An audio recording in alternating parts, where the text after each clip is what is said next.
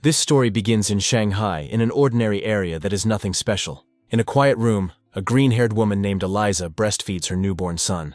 She tells baby Jordan that even though she loses sleep over him, it will all be worth it if he grows up healthy and strong.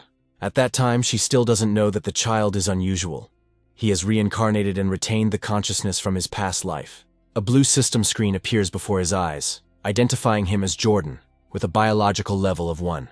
3 months later, Jordan is lying in his crib, and his parents, Terrence and Eliza, are watching him and predicting that he will grow up to be great. At this time, Jordan is given the opportunity to use the biological attribute and advance further. The new ability allows any body part he trains to become infinitely stronger within its limits. By 4 months, Jordan can already sit and crawl, and to avoid alarming his parents with his rapid development, he trains only at night. Every time he crawls, the system rewards him with points, and at the age of 5 months, he masters walking. By 6 months, he can already sit and crawl in front of his parents without arousing their suspicions. One day, while watching the news on TV, a report about aberrant animals is shown. It is then that Jordan first realizes that the Earth has mutated, giving birth to terrifying creatures, aberrant beasts. In order to survive, humanity chose 2 paths, one of which was mechanical ascension, in which people modify their bodies. Realizing the danger, the reincarnated Jordan decides to use his system to grow and develop his abilities covertly. Suddenly the doorbell rings and distracts our young talent from making such grandiose plans. Eliza opens the door to a woman in a blue dress named Arabella, who is their new neighbor. Arabella introduces her husband Brad and their little daughter Igris, who is comfortably nestled in his arms. Jordan looks at Igris and mentally acknowledges her as his first friend in the new world. But he doesn't know how deeply their destinies will intersect. Time passes, and Jordan devotes himself to training, because by 7 months he can already run, jump, and talk a little. The system generously rewards him for each such action, so he decides to get the most out of it. The system also rewards him even for things like talking to himself, increasing his eloquence and spirit points. By 8 months, he adds squats and push-ups in the crib to his exercises. However, one day the mother goes out onto the balcony and freezes when she sees her 8-month-old son doing squats. She rubs her eyes in shock, trying to understand whether her son really decided to do abdominal exercises. But being a web novelist, Eliza decides it's a hallucination from fatigue and overwork, while Jordan pretended to be asleep.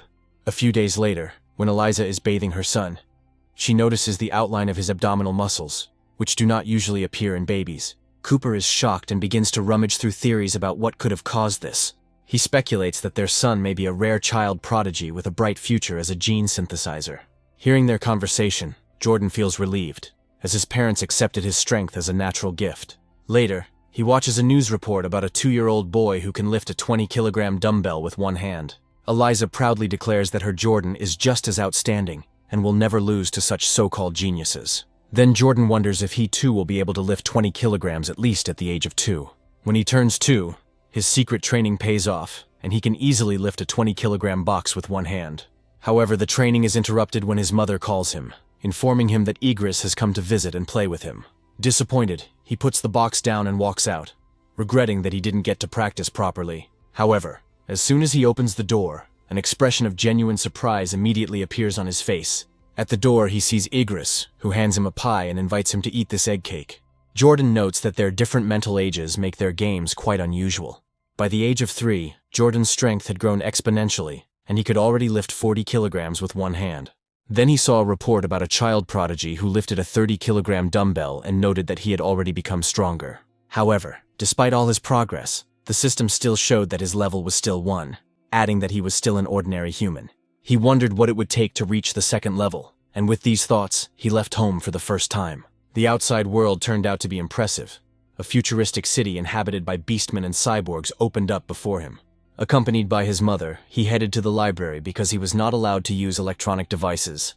At the library, his mother pointed him to the children's section, but Jordan headed for the shelves with modern encyclopedias. From books, he began to form new knowledge of this mutated world, discovering new secrets for himself. He learned that all life is divided into 6 biological levels: common, advanced, rare, epic, legendary, and mythical. Each level, in turn, is divided into 9 steps, and people like his parents are at the very bottom. An ordinary first-level person is as insignificant as an ant compared to beings of a higher rank. This knowledge sparked Jordan's determination, and for the next year, Jordan divided his time between physical training and reading.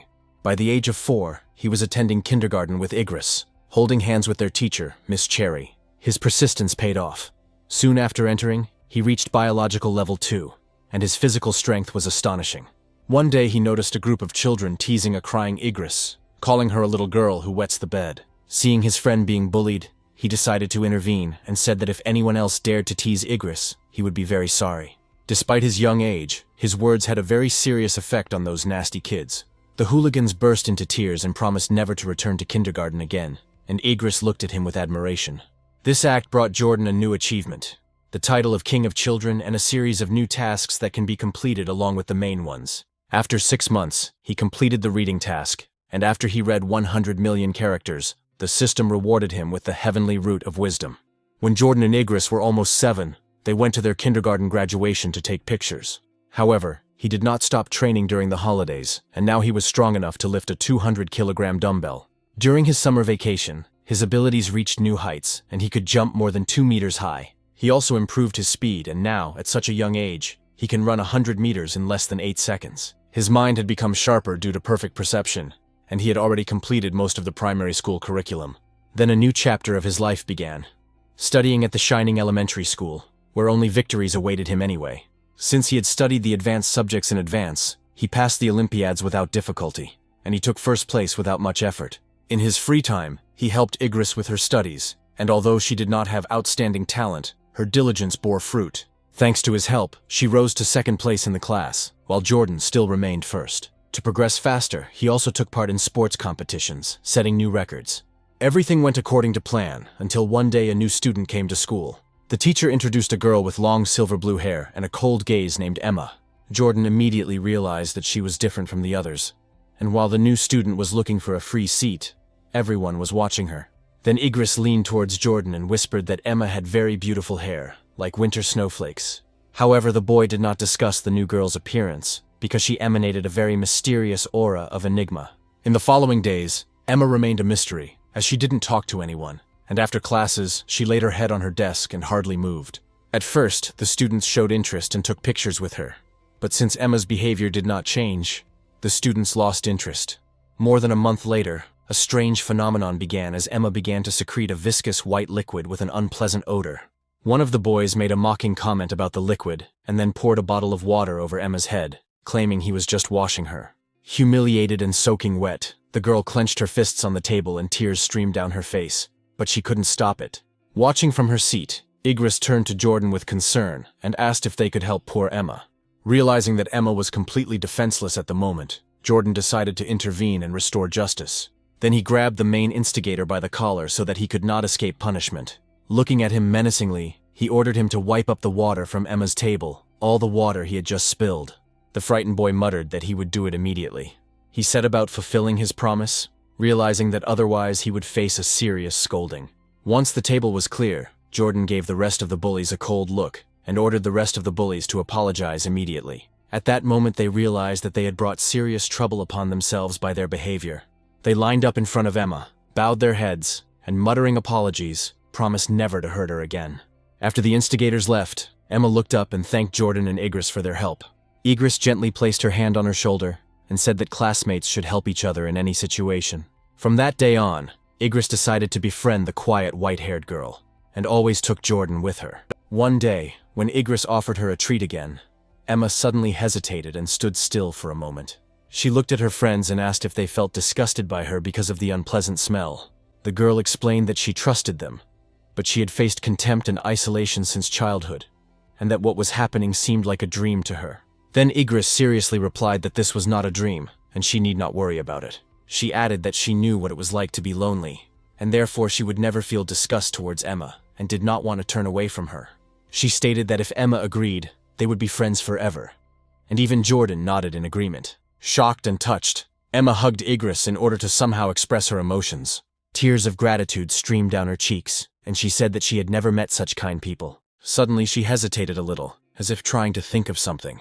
The girl took off a necklace with a pair of animal fangs, and explained that it was a birthday present from her mother. She handed it to them, expressing hope that the decoration would become a symbol of their friendship. Igris happily accepted the gift, feeling incredible sincerity on the part of her friend. 3 children stood together in the schoolyard, and promised each other that they would be friends forever and never quarrel. However, everything soon changed, and when their friendship only grew stronger, an unexpected turn occurred. Jordan learned that Emma had transferred to another school, adding that he himself had seen her write a transfer application. His mind went back to the moment when he had been watching what was happening from the doorway of the director's office. This meeting strengthened Jordan's suspicions that the girl's personality was not so simple, and that she was clearly hiding something. From then on, he never saw Emma again, and could only guess who she really was. But nothing came to his mind. Sometime later, Jordan was giving his mother, Eliza, a shoulder massage at home, and she was relieved to hear that the massage was perfect after a long day. The quiet evening was interrupted by a loud news report announcing the Kyoto prodigy's latest achievement. At just 10 years old, the boy managed to merge with the beast's aberrant genes and could now lift a 500-kilogram boulder with one hand. His father was irritated that the Kyoto prodigy was shown too often and asked if they were trying to make a hero out of him. The parents began to discuss this, and Eliza explained that the boy came from a family with a 1,000-year history of martial arts. While his parents argued, Jordan thought for a moment and remembered that before the merger, the Kyoto prodigy could only lift 100 kilograms. Clenching his fist, he noted that his own potential was significantly higher considering the difference in their strength. The next news report showed a city in a neighboring country completely destroyed by a powerful explosion. The presenter explained that, judging by the video recording, the attack was carried out by giant anomalous rats. The footage showed horrific scenes of monstrous rats ravaging the ruins, snatching up screaming people and brutally devouring them. Innocent citizens became victims one after another, and they had no chance of salvation. It was further reported that the heretics, a secret cult that controlled the beasts from the shadows, were behind the abnormal attack. At a press conference, an official from the devastated country pleaded for international aid. Listening to the news, Jordan realized that the cult was an anti-human organization of traitors, serving monsters for personal gain. He felt relieved that he was born in a powerful country, but his thoughts were interrupted by a loud noise outside. He immediately rushed forward to find out what was going on. All this time he was haunted by terrible thoughts that the monsters had already reached his house and his parents' house. Running to the window and pulling back the curtain, he saw a squadron of cyborgs, armed to the teeth, flying across the night sky. The next morning everything looked normal, as if no one had noticed the noise and armed cyborgs from the previous day. Jordan was waiting for Igris, who ran up to him, apologizing for being late. As she approached, he noticed something very strange, and immediately decided to draw her attention to it. The thing is that the necklace of animal fangs, given to them by Emma and now worn by Igris, suddenly glowed with a bright blue light. He then assumed that the fang belonged to an anomalous beast, and was the source of the weak inhuman aura emanating from the girl. The glow disappeared as quickly as it appeared, and they did not pay any attention to it, and then went about their business. However, remembering the night flight of the cyborgs and the glow of the fang, Jordan felt alarm, as if something dangerous was approaching.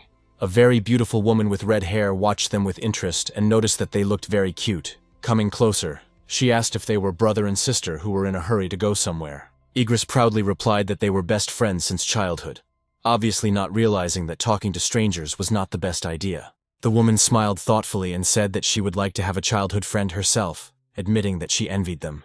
Her expression suddenly turned ominous, and she asked why the children were going to school alone and where their parents were. As Igris began to respond, Jordan quickly grabbed her hand and interrupted her, saying that they were late. He pulled his friend along with him, leaving the mysterious woman behind because he knew it wouldn't lead to anything good. Once at a safe distance, he sternly reminded Igris that she shouldn't talk to strangers because they were suspicious. After school, Jordan led them down a deserted alley, and Igris nervously noted that it was creepy. He calmly explained that the area was going to be demolished, and all the residents had moved out long ago, which is why it was so quiet there. Their conversation was interrupted by the same woman, who said that she was glad to see that they had finally finished their lessons. Jordan was very surprised to meet them here, because he had deliberately decided to go back along a different road to avoid running into them. This time she was with a large, muscular man who was clearly a criminal who steals children. However, the man impatiently shouted that they just needed to knock out the children to finish the job as quickly as possible. He rushed forward with a rag in his hand, shouting that he couldn't wait to sell these kids for good money. As he approached, Jordan gathered all his strength and delivered a powerful punch straight into his opponent's body. The blow was so powerful that the huge man was thrown back down the alley and screamed in pain. The criminal woman watched this in incredible shock, not believing that an elementary school student was capable of sending an adult flying. Lying on the ground, the bandit coughed up blood, feeling that his insides had been brutally battered. Jordan then chose another target, preparing to punish her for allowing herself to engage in such criminal activities. Before she could react, he hit her hard, knocking her unconscious as the force of his blow was already on par with a tank. Standing over the fallen kidnappers, he clutched a brick and decided that there were no cameras in the empty alley. He should finish them off. However, the moment he raised his hand for the finishing blow, the earth shook, disrupting his cold-blooded plans to eliminate witnesses. A second later, a massive clawed paw pierced the wall of the nearest building. A giant, anomalous rat emerged from the dust and debris, somehow remaining undetected all this time. The beast approached the unconscious woman, considering her the easiest prey of all possible. Without hesitating for a single second, this terrible monster devoured half of this criminal's body in an instant. Then the rat lifted her head, grabbing another victim in its clawed paws, and Igris screamed in horror. Realizing the mortal danger, Jordan grabbed the frightened Igris in his arms and said that they needed to escape immediately. He turned and ran, carrying her in his arms with unprecedented speed, hoping that the rat was not so fast. As they were hiding, a blonde-haired cyborg woman quickly dived into the alley. The cyborg woman moved with incredible speed, her silhouette blurring into a blur as she sped past the giant rat. As she approached her target, she froze in midair, quickly planning her next combat maneuver. Her cold gaze didn't change for a second, and she decided to use the charging skill. The glove on her hand glowed as she activated the built-in weapon, releasing a cloud of anesthetic smoke. After that, she fired a series of shots, and powerful explosions shook the entire alley. The aberrant rat, engulfed in flames, roared in pain and, weakened by the smoke, staggered. Now her will to live has weakened greatly, but this does not mean that she will be an easy opponent. Seeing her enemy's vulnerability, the cyborg instantly rushed forward and finished off the weakened creature with a series of precise blows. Later, at home, Jordan watched a news report about the incident, carefully analyzing the cyborg's actions. He wondered about the danger of giant anomalous rats, knowing that they were hardy creatures capable of growing to over 10 meters. This incident reminded him of how cruel and unpredictable the world is, and he decided to step up his training to protect those he cares about. Despite the threat of new rats, life went on, and soon he and Igris were celebrating their 9th birthday. After they made their wishes, the children exchanged gifts, each of which they made themselves. Thanks to his heavenly wisdom root, Jordan mastered wood carving overnight and crafted an exquisite wooden hairpin. Time passed quickly, and soon Jordan and Igris graduated from elementary school and entered middle school, expecting new adventures. During the summer holidays, he followed a training regimen, and his daily program included 1,000 push-ups with a massive boulder. His hard work paid off, and before the start of the school year, the system notified him that his biological level had increased to 3. As his strength grew, he began to wonder what heights the Kyoto prodigy had reached. It was shown on television that a 14-year-old genius had completed the fusion with ant genes and could now lift 2 tons with one hand. Jordan calculated that the boy's true lifting capacity without genetic enhancement was about 500 kilograms. Because Jordan was considered the best student in the city, many prestigious schools tried to recruit him. He chose Shanghai Middle School, but made it a condition that Igris could also study in his class. In fact, he chose this particular school because of its excellent sports facilities. He planned to play badminton with Igris on the school court before classes started to have a good time. When they walked out onto the court, Igris excitedly said it was time to start the game and challenged Jordan to a duel. He would have easily caught the shuttlecock, but their match was unexpectedly and very rudely interrupted by unknown people. A group of high school students approached them, and the leader of these hooligans declared that the court was reserved for their group and would not tolerate guests. His friends grinned and offered to let Igris stay and play with them, but the girl objected.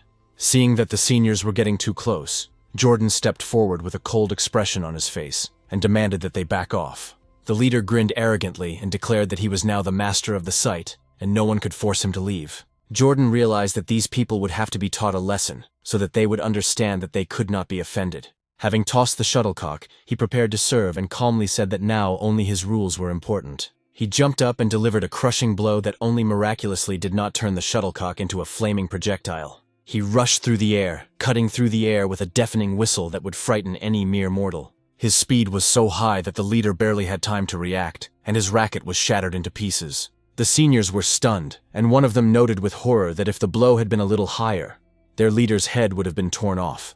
Then they realized that this was no ordinary person in front of them, after which they bowed low in apology and said that they had learned the rules. From that day on, thanks to the rumors of the incident, no one dared to bully Jordan or Igris anymore.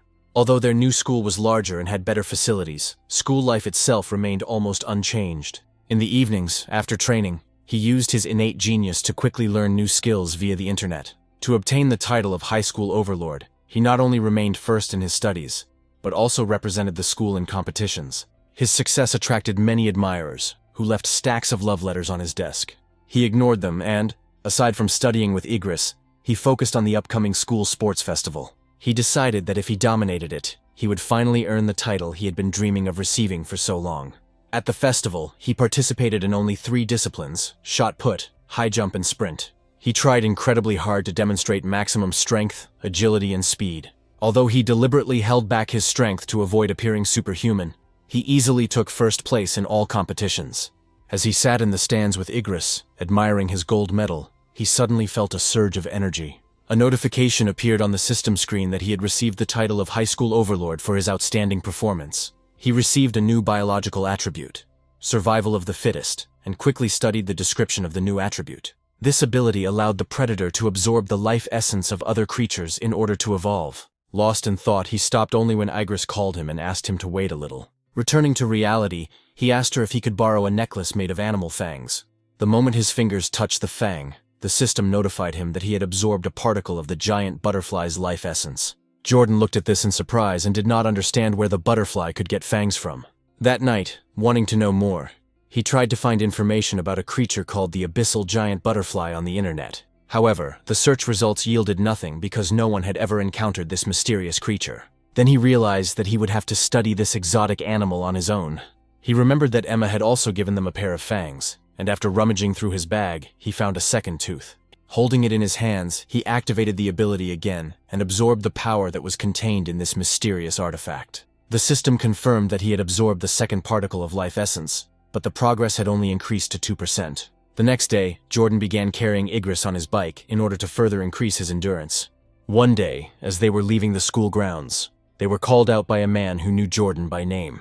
He introduced himself as Coach Go from the school's martial arts team and praised Jordan's performance at the sports festival.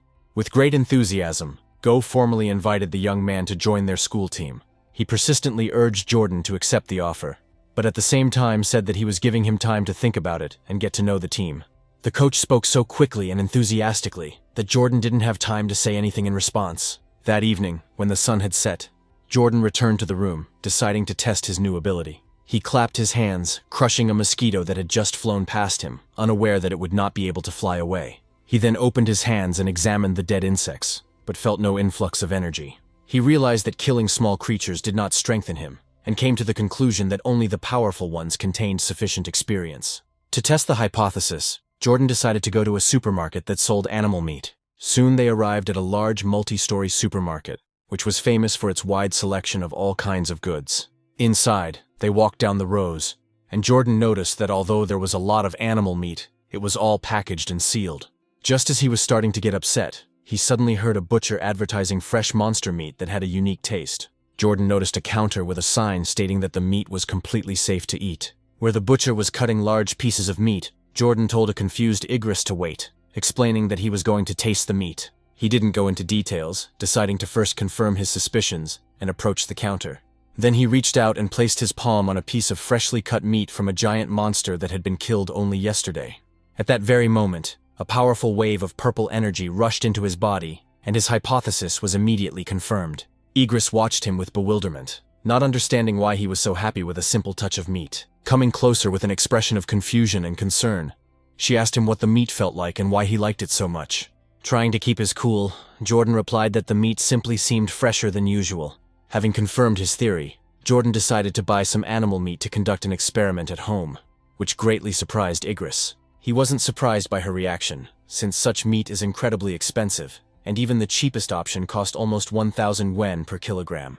Having decided to go with this particular option, he took a package of pieces of ghost cuttlefish. Igris panicked and remarked that it was too expensive and that he should ask his mother's permission first. However, Jordan simply smiled, patted her head, and told her not to worry about it. He decided to lie to her a little, saying that his mother had already told him to buy some meat from these monsters. He remembered his mother happily agreeing to cook a monster meat dinner for them together. The main reason was to test whether the life essence could be absorbed through consumption.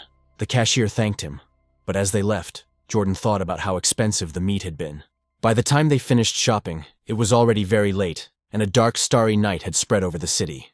Knowing that there had been unrest in the city recently, they decided to go straight home for safety. Unable to wait, Jordan carefully placed his hand on the package of meat in the basket of his bike. The system confirmed that he had absorbed a particle of the ghostly shadow squid's life essence. She also notified him that he had unlocked a new creature guide, but the progress was only 0.1%. As they drove through the quiet streets, Jordan did the math and realized that a small amount of meat would only release a fraction of his power. He estimates that to achieve 100% progress, he would have to eat about 1,000 kilograms, which would cost a staggering 100,000 yuan. He noted that the squid's ability to dissolve in water and disappear was incredibly useful, and decided it was worth the expense. Then he realized that he needed to earn a large sum of money, because he could not ask his family for that much. Then he remembered the second reason for the purchase: to check whether the meat would spoil after absorbing its life essence. He glanced at the packaging, but the meat looked perfectly fresh and untouched. He smiled with satisfaction, and noted that the product did not spoil after its life essence was absorbed. However, his concentration was interrupted by Igris's cry, warning him of danger. He slammed on the brakes, stopping just inches from a couple of people in the bike lane, and apologized. Then he mentally scolded himself for his inattention, and wondered why the alley was so crowded. Igris pointed forward, and they saw a muscular red-haired man holding a woman hostage at knife point. The girl, in horror, recognized the victim as their teacher while the criminal threatened to kill her. The police captain gave a command to one of the officers, ordering them not to shoot unnecessarily because the hostage was too close. When another officer suggested using sleeping gas, the captain refused, fearing it would only provoke the criminal. While the police hesitated, Jordan decided to take action himself, and quietly picked up a small stone from the ground. Taking proper aim, he threw it with incredible speed and accuracy, causing it to cut through the air with a whistle. The projectile hit the criminal's hand precisely, causing him to scream and drop the knife, and the teacher was freed. Taking advantage of this, the police captain ordered his team to act, and the officers rushed forward. They very quickly and decisively arrested the disarmed man, while a policewoman calmed the teacher down. Igris looked at him wide-eyed and asked if he had thrown the stone, but he gently replied that they were better off. However, at that moment, a commanding voice was heard ordering them to stop immediately. The police captain called out to them and asked if Jordan was the one who threw the rock. The captain watched them drive away and noted to himself that it was strange to see a man unwilling to admit to a good deed. He then noted out loud that bravery usually comes with a reward, which is expressed in monetary terms. The mention of a reward immediately caught the attention of Jordan, who could really use a little money right now. In dire need of money, he slammed on the brakes, stopped, and returned to the captain. He then admitted that it was he who threw the stone, explaining that he did it to save himself, and added that money was really important now. The captain told him to come to the station to file a report and promised to help him apply for a reward. However, as the police led the arrested suspect away in handcuffs, the criminal's face began to distort grotesquely. The police realized with horror that he was a heretic who, right before their eyes, mutated into a giant, ugly rat. The creature tore the handcuffs apart, and with a furious roar, immediately attacked one of the officers. The captain immediately radioed the order to open fire, while also ordering that civilians be covered. The police started shooting, but the bullets were useless against the thick skin of this wild monster. Realizing how dangerous everything was, Jordan apologized, grabbed Igris and their teacher, and then dragged them away, ordering them to run. He was glad that the monster did not chase them, but he understood that he could not hesitate for a single second. As they ran away, a figure shrouded in a purple aura descended from the sky. It was a female cyborg in sleek futuristic armor who struck the rat with great force, causing it to stagger back. The blow was so powerful that, in addition to this, the rat also jumped back several tens of meters. Then, hovering in the air, the cyborg began to charge the laser cannon built into the armor, aimed directly at the chest of the monster. Waiting for the right moment, she released a destructive beam of purple energy that should destroy this creature. A powerful stream of light completely engulfed the mutant rat. The creature let out a death roar and crumbled to ashes. Jordan watched what was happening, amazed by the incredible power of this cyborg, who turned out to be much stronger than the previous one. When the danger had passed, the teacher and Igris breathed a sigh of relief, realizing that they were now safe. However, Jordan himself suddenly turned his attention to the piece of meat that he had been carrying in his basket all this time. He looked into the basket of his bicycle and discovered that the expensive squid meat had gone bad and was giving off a disgusting smell. Then he realized that his original hypothesis was correct. Consuming life essence actually spoils the meat. Jordan decided to shift the blame onto the battle and the dead heretic by staging a dramatic scene and throwing the corrupted tentacle to the ground. After this, they were going to return home, but the police captain asked them to go with the security team. Unexpectedly, They were placed in the same van where the heretics' remains were, but after the laser strike, only a pile of ash remained. As Jordan sat in the stuffy van, a new thought occurred to him. He remembered that the fangs of animals retained their life essence for a long time. It occurred to him that perhaps there were traces of life energy left in this corpse as well. If so, he could try to absorb the Rat King's gene, thereby significantly improving his skills. The system immediately confirmed that he had absorbed a trace of the mutant rat's life essence, opening a guide with 5% progress. He was amazed by the amount of energy absorbed, and realized that the freshness of the source directly affected the volume of essence absorbed. However, the accompanying officer noticed his movement and told him to sit still, and Jordan quickly replied that he just wanted to stretch his legs. Later, at the public security department, he realized that the security captain was much more observant. He reported that the application for the award for bravery had already been submitted, but then moved on to questioning. The conversation was interrupted by Igris, who shouted that her aunt had arrived, and when Jordan was surprised to see his parents running into the station, the mother rushed towards him with a frightened expression on her face. But in this situation, her emotions were more than understandable. When she reached her son, the first thing she did was hug him tightly and ask if he was okay. He tried to calm her down, and then his mother made him promise that next time he would first hide in a safe place. Jordan was clearly touched by her words, and the realization that he had perhaps the best parents in the world. As they left the station, he assured his mother that he would always put his own safety first. On his way out, Jordan passed 2 female police officers who were discussing the incident. One of them noted that the cult of the rat god is becoming increasingly brazen, while her colleague reported that the detained heretic was a student. The name of the Rat King instantly caught Jordan's attention, and he decided to find out everything related to this entity. To his surprise, he discovered a wealth of data and learned that the cult's main base was in Shanghai, and that its members were social outcasts. Then he came across the astonishing information that the Rat King was striving to evolve into a higher form of life. This information caused Jordan to worry, because perhaps the Rat King had already developed its own mind, like an abnormal beast. How deep this creature's influence can extend remains to be seen, but it is already clear that it will not be easy. Suddenly he looks out the window and comes across a very strange sight that attracts his attention. He noticed a giant rat the size of a large dog on the sidewalk, and wondered if it was connected to the Rat King. He quickly dismissed the idea, deciding that such rats were common in the south of the country, and that there was a simpler explanation. Then he noticed that Igris had become strangely quiet, and tried to understand what the reason was. He understood quite well that since childhood, whenever the girl was nervous or scared, she could not control her bladder. Although it always confused him, Jordan believed that this reaction was perhaps due to some hidden potential in her body. When they got home, Eliza was horrified to find that the expensive beast meat, worth almost 3,000 yuan, was missing. Lin quickly came up with an excuse, awkwardly explaining that he must have dropped the meat while fleeing the scene. The mother immediately declared that her son's safety was more important than any money and told him to forget about the purchase. Inwardly, Lin sighed with relief, glad that he had been able to deceive her. However, Terrence proved more stubborn and said that he was going to go back himself and find the expensive meat. Jordan tried to stop him, warning him that it was too dangerous and that the meat was already spoiled. Meanwhile, in the empty office of the public security department, the police captain was still pondering the strange events of the night. Smoking a cigarette, he couldn't understand how an ordinary schoolboy could throw a stone with such incredible accuracy and force. Suddenly he heard a strange noise around the corner, and when he turned around, he saw that there was a huge rat sitting on top of the filing cabinet. Before he could react, the creature jumped down, hoping to destroy the little man before he could escape. The captain instantly pulled out his pistol and opened fire, firing several quick and accurate shots. The next day in class, Jordan sat at his desk, thinking about the events of the previous night. He came to the conclusion that he was still too weak. He then decided that he had to urgently find a way to earn money to buy more meat from beasts, like the ghost shadow squid. He considered becoming an influencer or selling educational materials, but quickly dismissed both as too high-profile an idea. Then a thought struck him that instantly put an end to the question of choosing a money-making hobby. In this world, martial arts and gene synthesis are valued more than academic achievement, and therefore action is needed. Later, he headed to the gymnasium in Building C, where the school's martial arts team was training.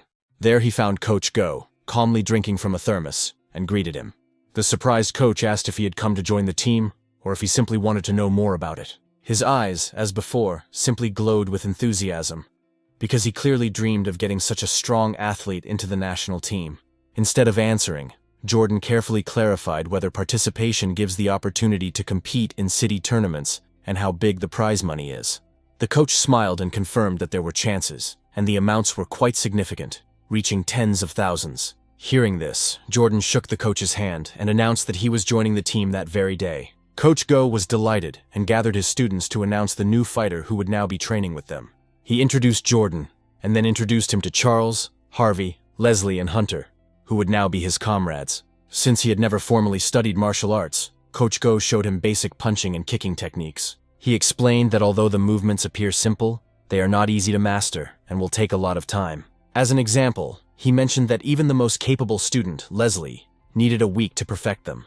Thanks to my innate attribute, I have already completely memorized and understood the technique simply by watching the demonstration. When he started performing fist punches, the system immediately awarded him points for strength, dexterity, and skill. The coach and the entire team watched in stunned silence, and his jaw dropped and he almost dropped the thermos. He wondered how someone could perfectly learn complex fighting forms after only seeing them once.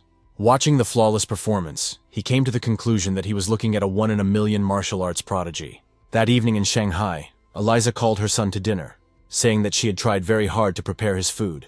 He ran impatiently into the kitchen with a spoon in his hand and asked what she had cooked, hoping to get a lot of protein and energy. The woman proudly showed him a large plate of ghostly shadow squid.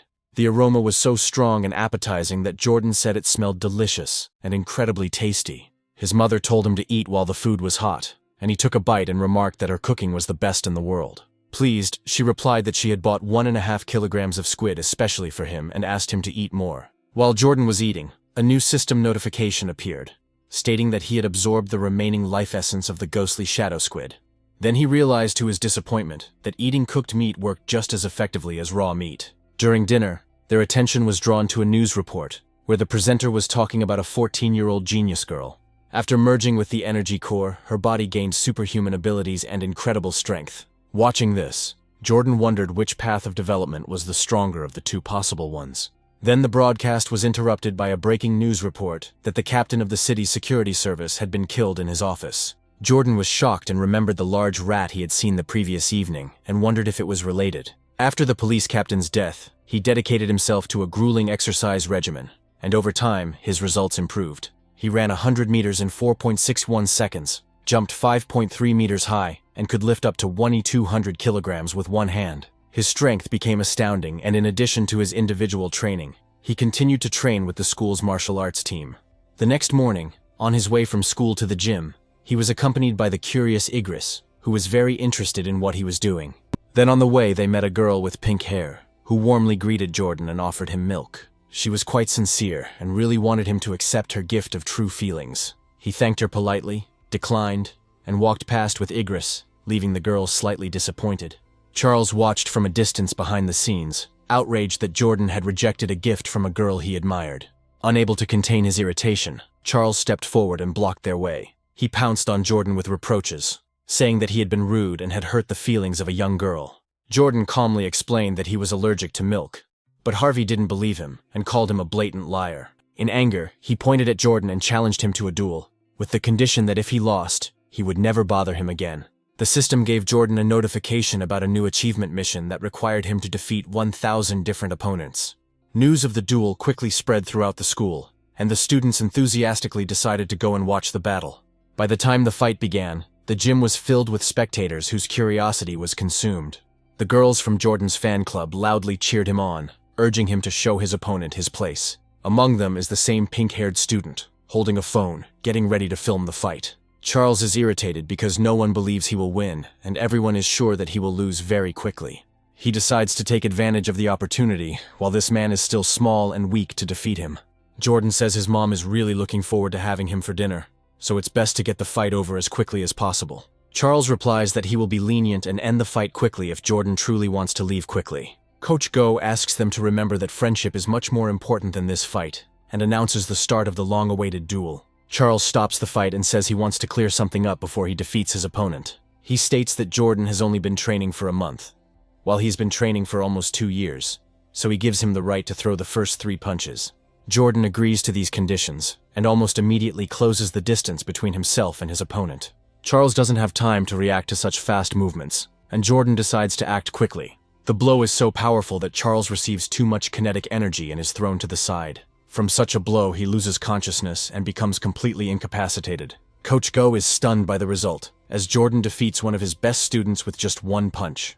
Other students say it looks funny and don't understand how something like this could happen. Igris is one of the first to rejoice for her comrade, saying that she believed in him from the very beginning. Other girls also decide to support their idol, whom they have admired for several months. Jordan receives notification of his victory, and that he has won the love of the opposite sex.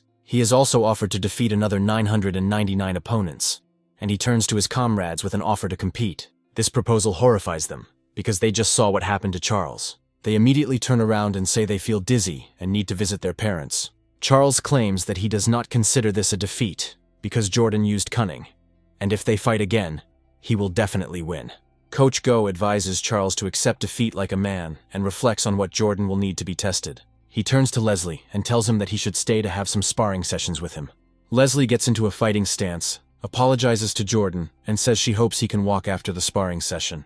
Jordan defeats all his opponents in 10 minutes, although he tries not to hit hard and just exchange blows. However, only defeating Charles affects his mission's progress, and other victories bring no results. Coach Go happily announces that Jordan is a true genius, and despite only being on the team for a month, he has already become an ace. Coach Go's ambitions are evident, and he says that their school will definitely win the regional tournament. Jordan quickly realizes that a martial arts tournament is the perfect place to take on multiple opponents. He assumes that if he beats them in the competition, it will count as progress on the task. Suddenly, his thoughts are interrupted by the words of Charles, who wants to talk to him. With wounded pride, Charles says that he accepts defeat, and even if Jordan mocks him, he will not say a word. The details he goes into when explaining what he is willing to tolerate are a little frightening to others. Without thinking twice, they decide to turn around and run away so as not to have to deal with such oddities. In this world, high school students study either martial arts or academic disciplines, and the former is considered better. Igris also decides to train to get into the martial arts team, and she has to go through a lot. They do squats and push-ups to build strength and endurance, and she tries to keep up. After each session, Jordan relieves her muscle tension with a special massage. He himself is actively training, preparing for the upcoming tournament, and intending to show himself at his best. A month later, the day of the tournament finally arrives, and it's a great chance to prove yourself. The arena where the tournament is taking place turns out to be richly decorated, and many spectators come there. Coach Go sadly announces that their school has drawn the short match and will have to face the strongest team.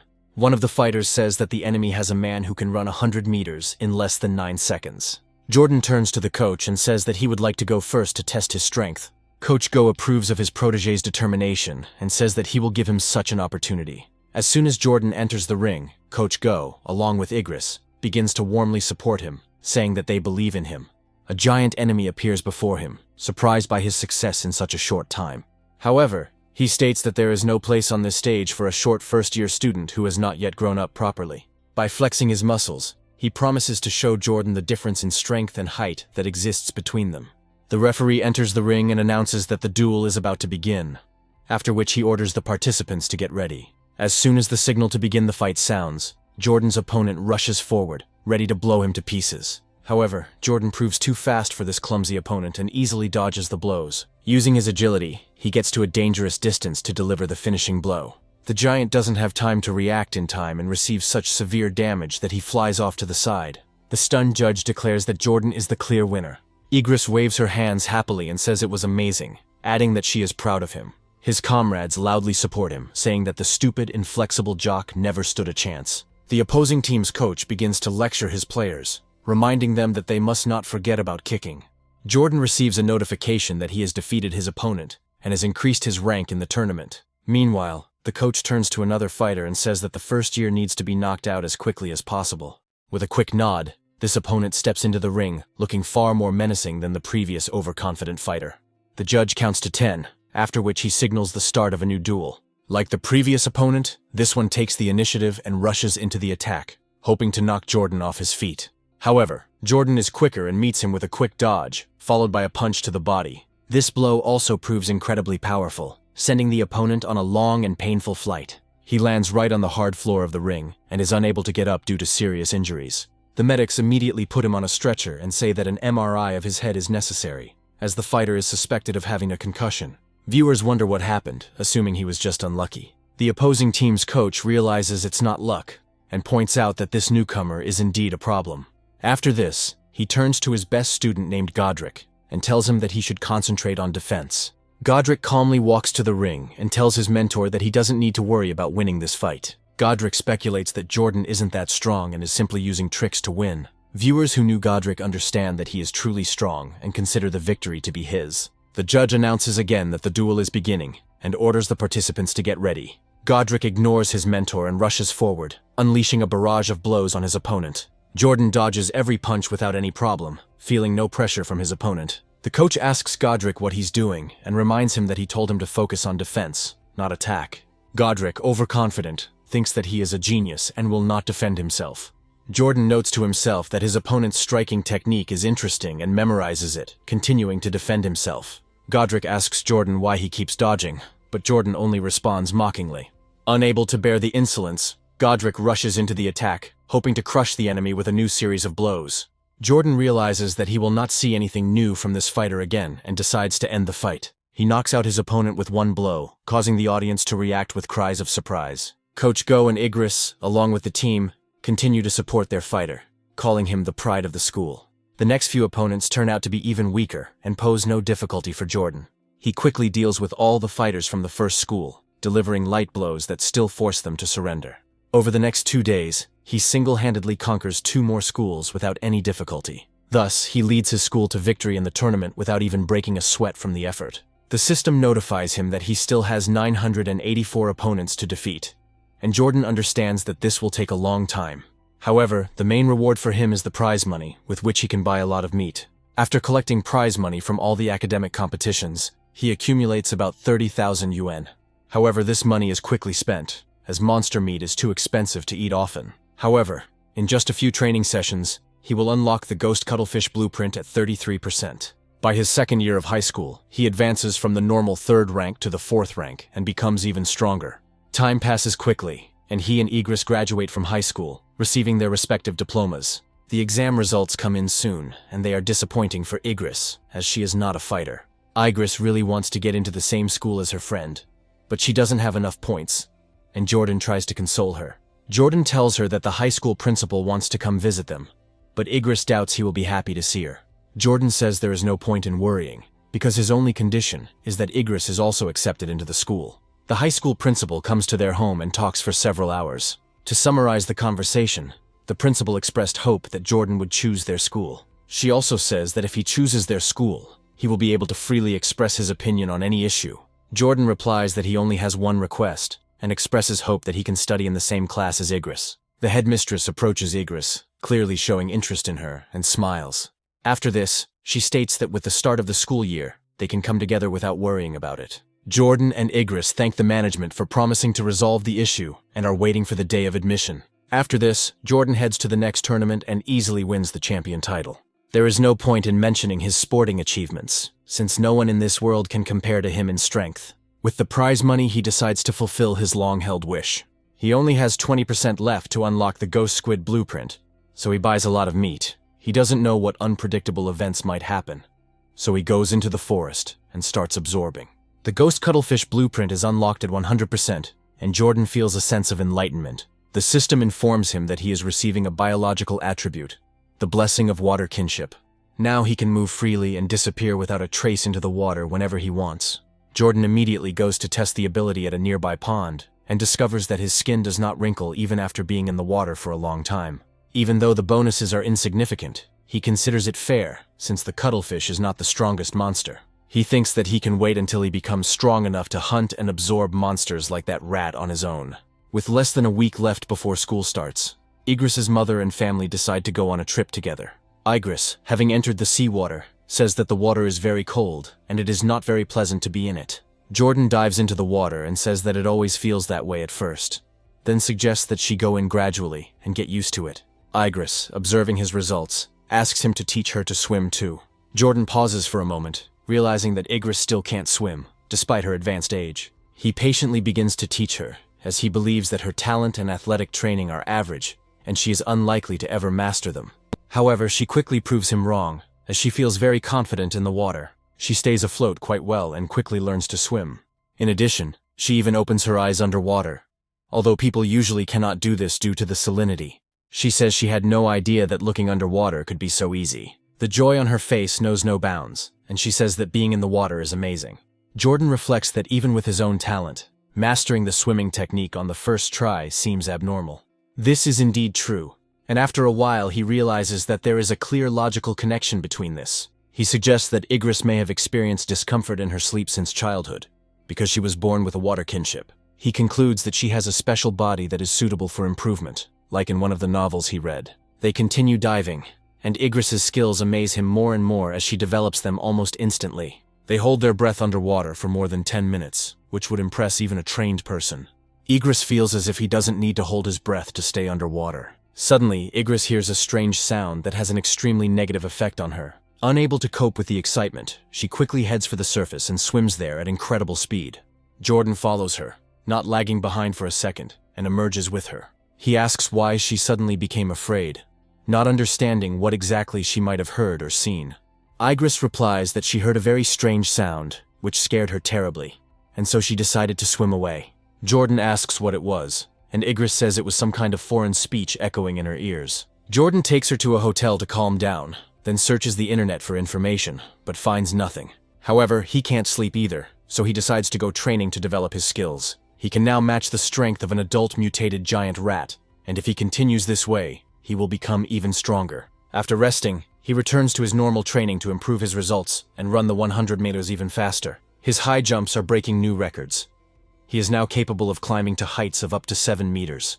It can also lift a car weighing around 600 kilograms with one hand, although this is a small improvement over the past. Having made progress, he begins his high school education, which should bring many adventures. Jordan immediately attracts the attention of all the girls in school because they think he is very cool. However, suddenly the system notifies him that he must complete 1,000 tasks in co-op mode. He finds the reward interesting, although the system does not reveal what specific skills he will be able to possess. School is just starting, and he decides to take the opportunity to pop into the supermarket. Since the ghost cuttlefish blueprint has already been obtained, it selects a new target to absorb. While walking through the shopping rows, he suddenly notices the meat of a wild giant eagle. Without thinking twice, he realizes that he has found the perfect target to absorb in order to gain her abilities. The wild giant eagle is a mutated beast that ranks one step higher than the ghost cuttlefish. He has exceptional vision, 30 times greater than a human's, making him extremely strong. This also enhances his hunting abilities, as he can catch even mutated rabbits moving at incredible speeds. This vision greatly increases combat effectiveness, and with all this in mind, the blueprint is truly worth unlocking. Enjoying the taste of meat, he absorbs the eagle's essence and opens the blueprint by 1%. Doing a quick mental calculation, he realizes that he will need about 200,000 yuan to fully unlock all the skills. It looks like he'll have to work harder in high school to win prize money in competitions. He hopes to be able to unlock the blueprint before the end of the school year, after which he heads to school. On the first day of the new term, the class teacher and several teachers decide to introduce themselves to the students. It is the students' turn to introduce themselves, and each one tells who he is and where he came from. When it's Igris's turn, she becomes nervous, not knowing what to say about herself. Gathering her strength, she says that she loves to draw and expresses hope that she will make friends with everyone. Jordan introduces himself straightforwardly and adds that he hopes to get along with the others. Time flies by, and after everyone introduces themselves, the bell rings, after which a classmate approaches Igris. A cute girl asks her what score she got on her high school entrance exam. Igris turns to a girl named Cherie and replies that she scored 79 points, after which he asks her about her result. Cherry congratulates her on this result and says that she herself scored 11 points less, only 68. After this, she asks about the sports exams, adding that she herself got a result of 95. Igris says with embarrassment that her result is not so impressive, since she only scored 79. Cherie continues to question her friend curiously, and wants to know how many points she received in total. Igris replies that her result is quite low, making it clear that she does not want to give an exact figure. Cherie doesn't understand the hints and continues to persistently ask how many points exactly Igris scored. Suddenly, Jordan walks up to Cherie and places his hand forcefully on her desk, interrupting the conversation. He asks if she can add him on a special messenger, and she instantly switches her attention to him. Igris is glad that Jordan is helping her, because otherwise she would have to embarrass herself in front of the whole class. Jordan approaches a student named Holland and invites him to join the group chat as well. In this way, he quickly organizes a small correspondence of 4 people. To his surprise, the system counts this as a joint action, and he understands that completing the tasks will not be so easy.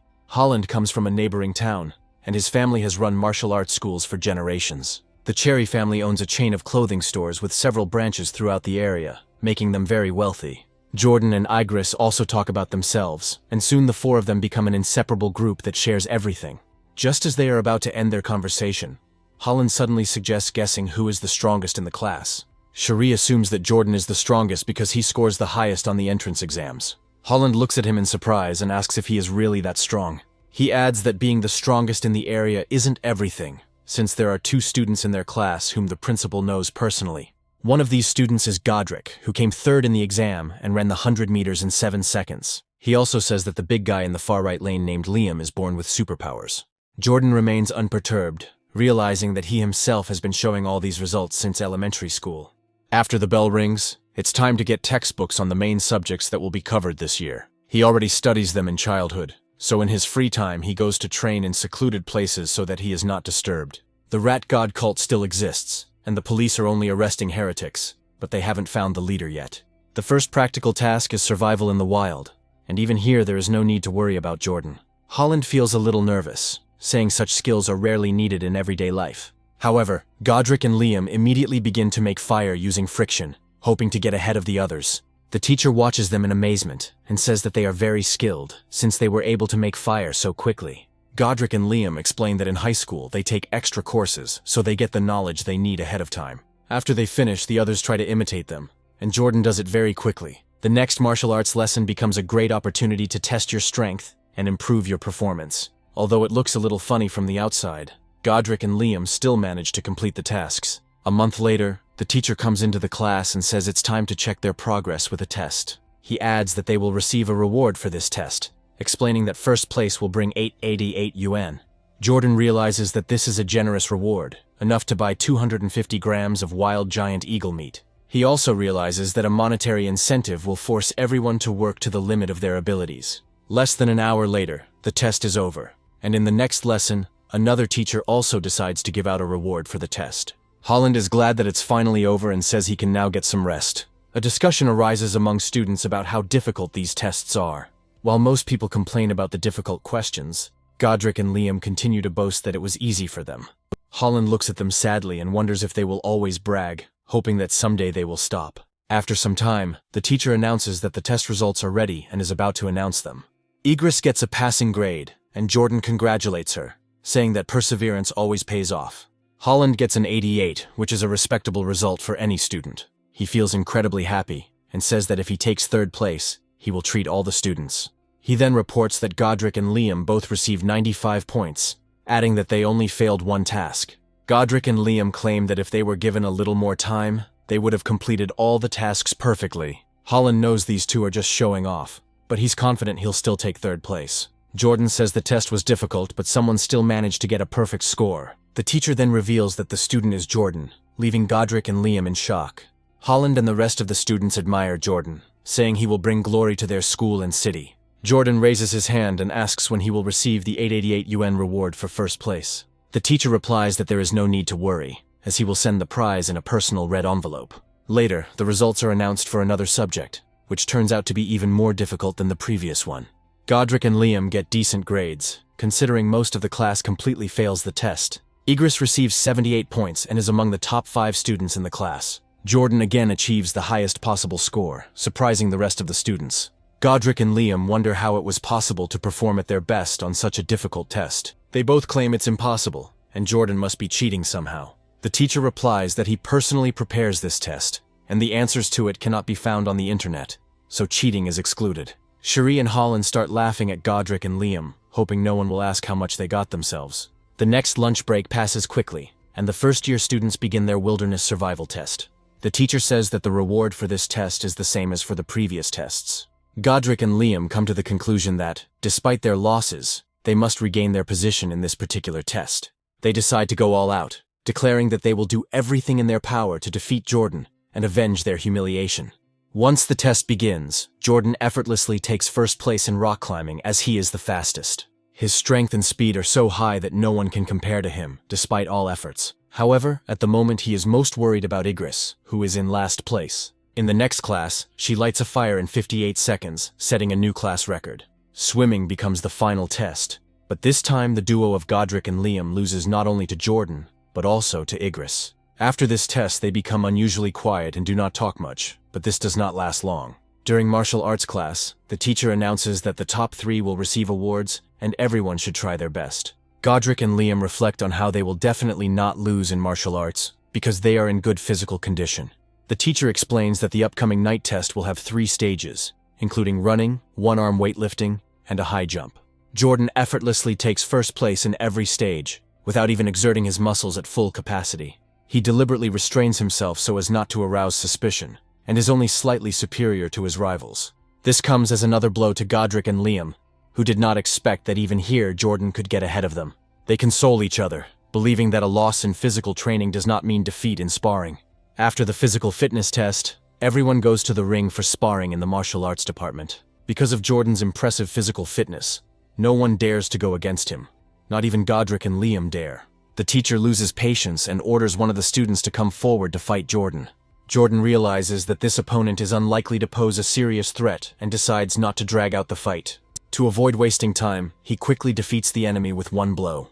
Jordan realizes that he will have to speed up in order to defeat all the remaining enemies in a short time. Godric and Liam watch him with genuine surprise, realizing that he is too strong to fight them. Cherie jumps into the ring and announces that he's finished warming up, challenging Liam to a fight. He adds that his body is in peak condition, so he needs a worthy opponent to beat. Liam jumps into the ring, saying he has 30 seconds to deal with his opponent. Holland decides to immediately go on the offensive and rushes forward, hoping to deal with his opponent. In practice, it becomes clear that being Jordan's friend is not enough to be of any significance. The overconfident Holland, rushing forward during another attack, makes a fatal mistake that costs him the victory. Liam grabs his leg and starts spinning him from side to side to drain his strength. After this, he throws him out of the ring, wanting to break him of the habit of acting too self-confident. However, he praises Holland, noting that his technique commands respect. Jordan jumps into the ring and declares that it is his turn to fight Liam. Liam realizes that this will be good training, and even though he knows he might lose, he accepts the challenge. Rushing forward, he prepares to deliver several blows to his opponent's face. Jordan stands unperturbed, as if he is not at all bothered by the huge enemy rushing towards him. This happens because he calculates every move perfectly, allowing him to dodge at the last moment. Once behind his opponent, he delivers a quick attack that instantly disables them. The other students approach Godric, saying that his best friend has been badly beaten and that he needs to intervene. Godric jumps into the ring and announces that he was planning to fight anyway. He realizes that he might lose, so he decides to improvise to find a way to win. Rushing forward, he gives it his all, unaware that a crushing defeat awaits him. Jordan effortlessly intercepts his attack and prepares to counter. Godric is not fast enough to dodge and takes the full damage. He is thrown several tens of meters to the side and loses consciousness. Immediately after this, Jordan defeats the remaining students one by one, landing only one hit on each. According to the terms of the mission, victories over the same enemy count as one.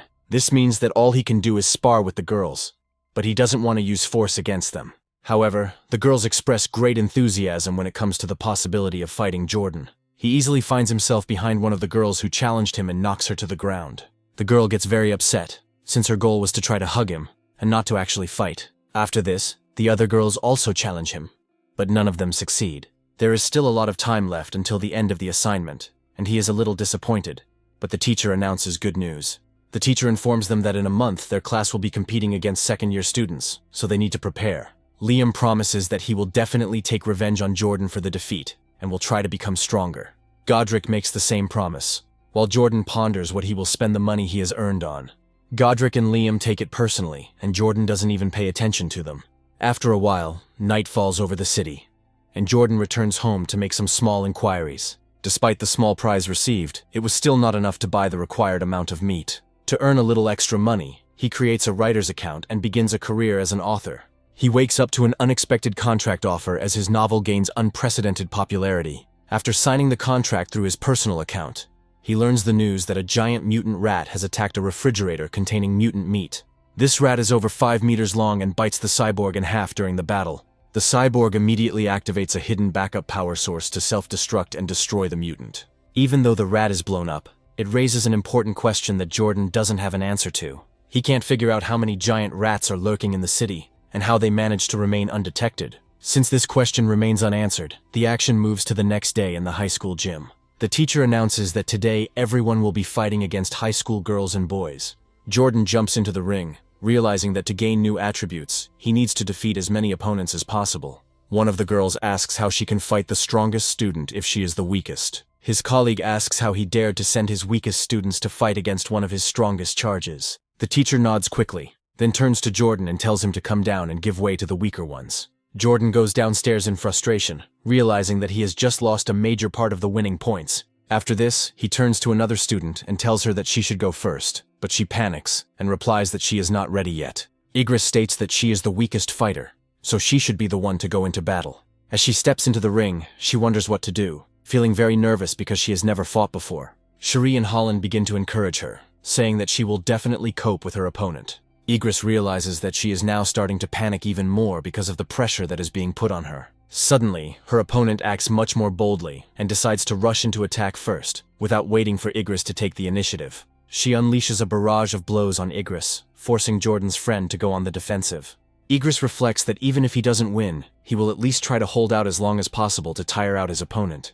After 3 minutes, the opponent begins to think that at this rate, she will soon run out of steam, and decides to end the fight. Concentrating all her strength, she delivers a powerful blow that knocks Igris off balance and sends her flying. The unfortunate girl falls hard onto the hard floor and gets seriously bruised. After this, she gets up and, feeling ashamed, goes to her comrade to get support. The teacher, however, praises her, saying that she focused correctly on defense and that it was very smart. Jordan notes that this is a good result, since Igris lasted 3 minutes against a high school student. Another first-year student enters the next battle, determined to try and deliver the finishing blow at the opportune moment. It turns out that this plan is unsuccessful, since the opponent still has enough strength to dodge. A series of kicks fails because the white-haired girl is too agile. Having misjudged her coordination, the student makes a serious mistake and immediately receives a powerful blow to the head. This causes her to fall and her opponent to sit on her back, forcing her to submit. Standing up, the high school girl asks who suggested attacking without protection, and declares that it won't work that way. She adds that her rival does indeed have less talent, but she trained a year longer.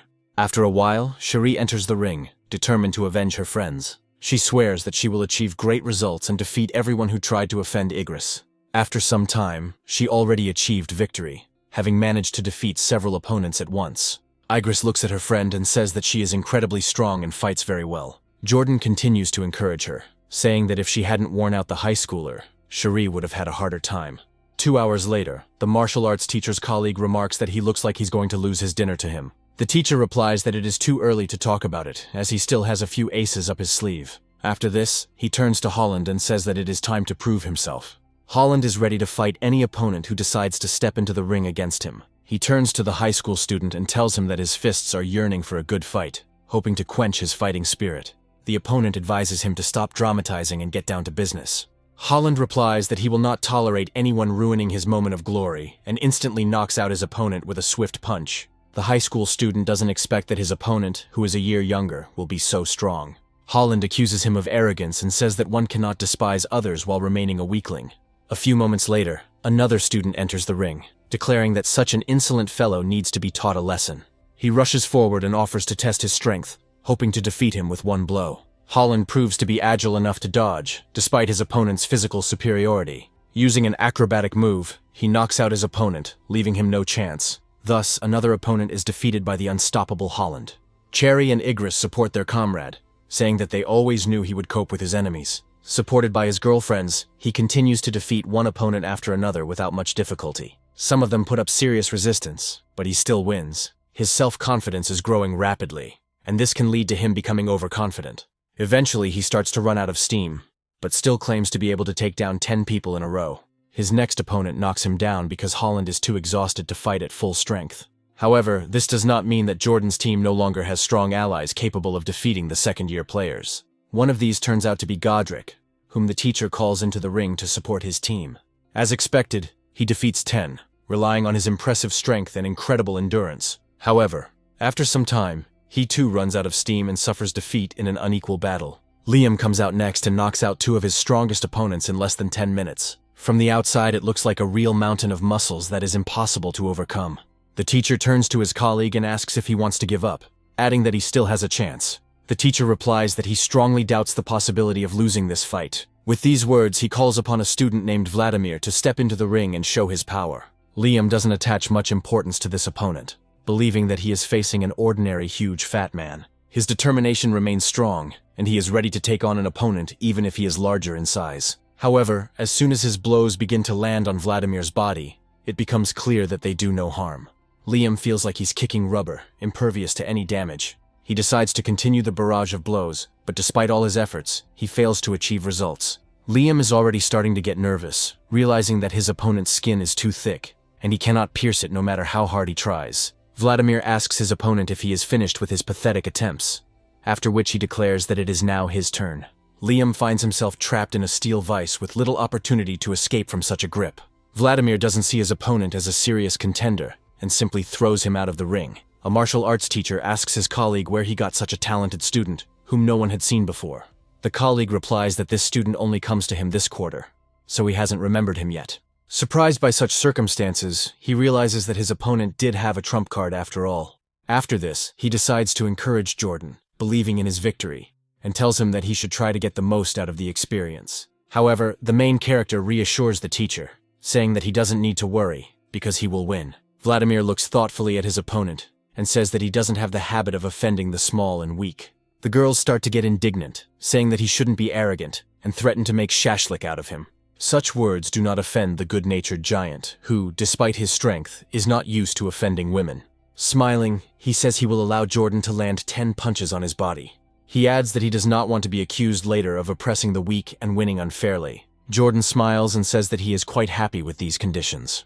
Vladimir shows his fighting stance and says that he will simply stand there while Jordan can give it his all. However, the next blow Jordan delivers to the giant is incredibly powerful. He is so strong that even a strong man like Vladimir is thrown into the air and falls out of the ring. As it falls, it leaves behind a huge cloud of smoke as it accelerates to high speed. The spectators watch in amazement as the giant fighter is taken out with a single blow and cannot believe their eyes. However, their surprise quickly turns to joyful cries that Jordan has won. Vladimir still can't believe he's out of the ring and is trying to figure out what happened. A colleague of the martial arts teacher encourages his friend by saying that Jordan is very strong. He also adds that this man is almost as strong as Todd, to which he replies that Todd was still on another level. Jordan listens to their conversation with interest and asks who Todd is. They inform him that Todd graduated a few years ago and won an elite graduating class in his first year. The martial arts teacher adds that this student is capable of running 100 meters in 6 seconds and lifting a 650-kilogram barbell. Jordan notes that he was so strong already after finishing elementary school. Meanwhile, the action moves to a restaurant, where all the students decide to celebrate Jordan's incredible victory. The teacher claims that it is only thanks to Jordan that the class teacher loses the bet and treats everyone. That's why everyone is raising a toast to Jordan's health and praising him. They ask him how he trains, hoping to learn some secret to become stronger. Jordan notices that Igris hasn't changed at all, and is still trying to get him food to make him feel better. Igris suddenly begins to feel unwell, and a look of surprise appears on her face. She says she needs to step away for a bit and quickly runs to the restroom.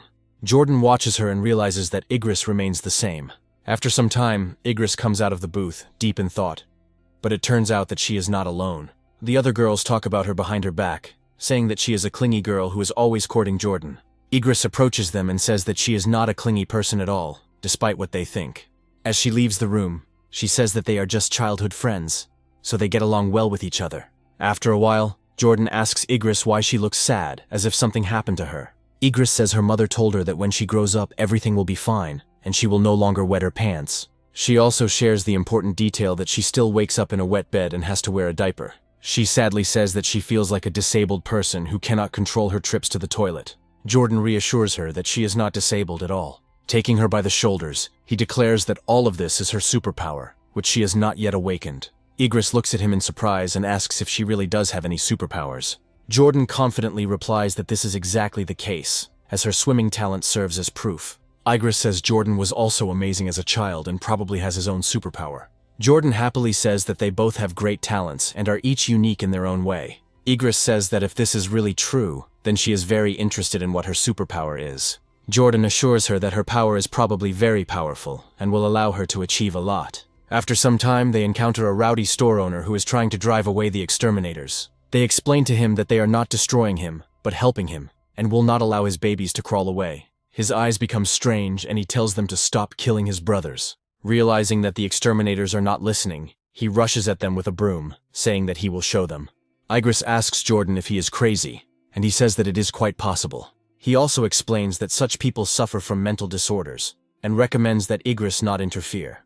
After some time, he returns home, where the news shows a report about a young teacher who went missing after classes. Eliza looks at the screen in surprise and says that this is already the 4th case of a girl going missing in a month. Terrence says she missed another report, adding that in fact there are already 5 girls missing. The news reports that all 5 missing girls were young and very beautiful. Eliza tells Jordan that it's dangerous outside now, so he should keep an eye on Igris. Meanwhile, we are transported to the police station, where all this time life has been in full swing due to missing people. This time, a man is brought in for questioning after he attacks ordinary people trying to kill rats. The patrol officers question him and then find out if this person has any mental disorders. The doctor reports that the patient is silent, as if involuntarily, but the patrolmen claim that he screams non-stop at the market. However, after a few moments, something terrible happens, which makes it clear why this behavior is happening. The thing is that the former salesman is rapidly mutating, turning into a giant rat. They immediately request cyborg support, as this monster is proving to be a serious threat.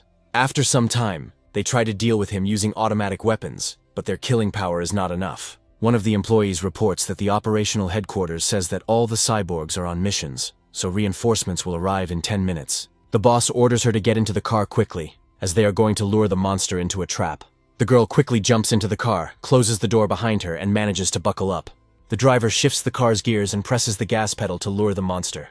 The giant rat immediately follows them, and they decide to head up the mountain to buy more time. Over time, they manage to escape into the tunnel, after which they successfully get out of it. The monster, however, does not lag behind and tries to cause a collapse of the tunnel in order to knock them off the road. Due to debris falling on the road, the car loses control and flips over several times. The girl, who was seriously injured, realizes that it is too late and they will not be able to save themselves. The rat finally reaches the car and prepares to attack the people inside. However, a few moments later, several rockets hit it. The emerging cyborg reports that the target has been successfully captured and continues the attack. The rat doesn't have time to do anything, as its body is constantly bombarded with miniature missiles. However, when the smoke clears, it becomes clear that the rat was able to dig a huge hole and escape. Meanwhile, we are transported to the city, where it is already 3 o'clock in the morning. Jordan offers to write his novels, which he writes magnificently and brings in a lot of money. That night he can't sleep, so he decides to take a walk down a small alley to assess the results of his training. Now he runs 100 meters in just 3 seconds, and his high jump reaches 7 meters. If he continues to improve in this way, he will soon be able to achieve sainthood through the development of his physical abilities. However, after some time he hears strange noises and decides to visit the alley to find out what it is. Peering into the shadows, he sees a strange creature that resembles a hybrid of a human and a rat. The ugly werewolf apologizes, explaining that he is simply very hungry. Jordan realizes that this must be related to the giant mutant rat that has been reported in the news. He decides to run away and notify the police, but the werewolf notices him and tries to quickly devour him. The rat rushes towards the wall and makes a series of jumps to reach its prey. Jordan realizes that he has a hard time dodging the attack, so he decides to get ahead of his opponent and strike. The blow turns out to be quite powerful, and the rat is thrown back several tens of meters. The monster wonders where an ordinary schoolboy gets the strength to knock him away with one blow. Jordan is clearly up to something, but the rat can't keep up with his movements. It was too late, and a few moments later a small stone hit the rat right in the head, piercing it right through. Jordan realizes that he can't give the creature time to recover, and decides to finish it off as quickly as possible. He throws a lot of stones at the rat's body so that its body turns into a sieve, incapable of regeneration. After some time, he finally makes sure that the enemy is completely dead. Having achieved what he wanted, he comes closer and touches the cooling biomass to absorb it. Having received a very modest number of points, he understands that he was facing a weak opponent. He decides that it is time to return, as morning is coming and it is not safe to stay here. After some time, a cyborg arrives at this place and asks who was able to kill the werewolf. Meanwhile, we are transported to an unknown place, characterized by incredible gloom. Nearby, there is a giant circle with many candles lit around it. A cultist decides to sacrifice a beautiful, unconscious woman and asks God to accept the offering. A dark creature appears out of nowhere and asks why they only bring him one woman. The cultist explains that he did not mean to offend the rat deity, and asks for a little time to explain himself. He adds that human women have become cautious and do not go out at night. The Rat King says that this is no excuse, and next time the cultist can bring a man. The cultist quickly nods, and states that he understands the order perfectly, which will be carried out immediately next time. The rat god throws him a small piece of meat to reward him for his faithful service. A cultist with disgusting teeth bites into raw meat and thanks his master for the gift. Meanwhile, the creepy creature kills sleeping women and begins to slowly pull them towards its jaws. It consumes the unfortunate woman who had no chance of salvation. After this, the creature declares that it is impossible to catch ordinary people since their meat is tasteless, and now it needs aristocrats. The next day, Jordan decides to help Igris improve her martial arts skills as quickly as possible and trains her. They spend a lot of time training, which brings incredible results. Jordan is an excellent teacher because there is no task in this world that he cannot do perfectly. Further results and success of training depend solely on Igris, and she strives to succeed. Jordan praises her, noting that she picks good angles of attack that can produce amazing amounts of power. Igris continues her training, hoping that she will even be able to surprise her mentors. Jordan does, however, make important comments about how to best position yourself when kicking and punching. Of course, despite all her efforts, she understands that without the right technique, she would never have been able to inflict any serious damage on him. After a certain amount of time, Igris says that she is very tired, but feels much stronger than before. She wonders if they can train every day to grow even faster, but Jordan says that's unnecessary. He explains to her that if she trains every day, she simply won't have time to recover, and then everything will be bad. Igris agrees with his arguments and says that she is only willing to work out 3 times a week, when suddenly she hears her phone vibrate. Coming closer to her friend, she asks him if there is any breaking news on TV or the internet yet. The news shows a report that the corporation is announcing on its official website that it is providing free assistance to a cyborg girl. It is also reported that geniuses from Kyoto universities are successfully merging with the animal gene, breaking records. Jordan is extremely surprised by this, as people usually only experience fusion as adults. That evening, he receives a lot of additional comments about his novel, saying that it is great. Thanks to his biological attributes, after a month of practice, he can now easily describe 10,000 words per hour. Terrence, and they praise him and say that if he continues in the same spirit, he will be able to earn a lot of money in the first month. Jordan is impressed by such amounts and understands that soon he will not have to worry about money. At the next martial arts class, his teacher decides to test all the participants. Jordan, as usual, conquers this training stage, knocking out opponents with one shot and without putting in much effort. He is given some money for first place so that he can spend it on his own needs. Igris still can't beat anyone and is in last place in her class, but her progress is noticeable. The last time she fought her second-to-last opponent in strength, she was knocked out of the ring with one punch within 3 seconds. This time she lasted almost 3 minutes and landed several punches and kicks, which is already a good result. The teacher, seeing her progress, praises her and inspires her to continue training in the same spirit. He also announces that in 3 months she will have to challenge the strongest class, the elite second years. His students are delighted with this arrangement and immediately agree, promising to train hard. Meanwhile, Jordan spends all his savings on buying new giant wild eagle meat. This time he stumbles upon a generous offer, as there is a sale going on that offers a significant discount.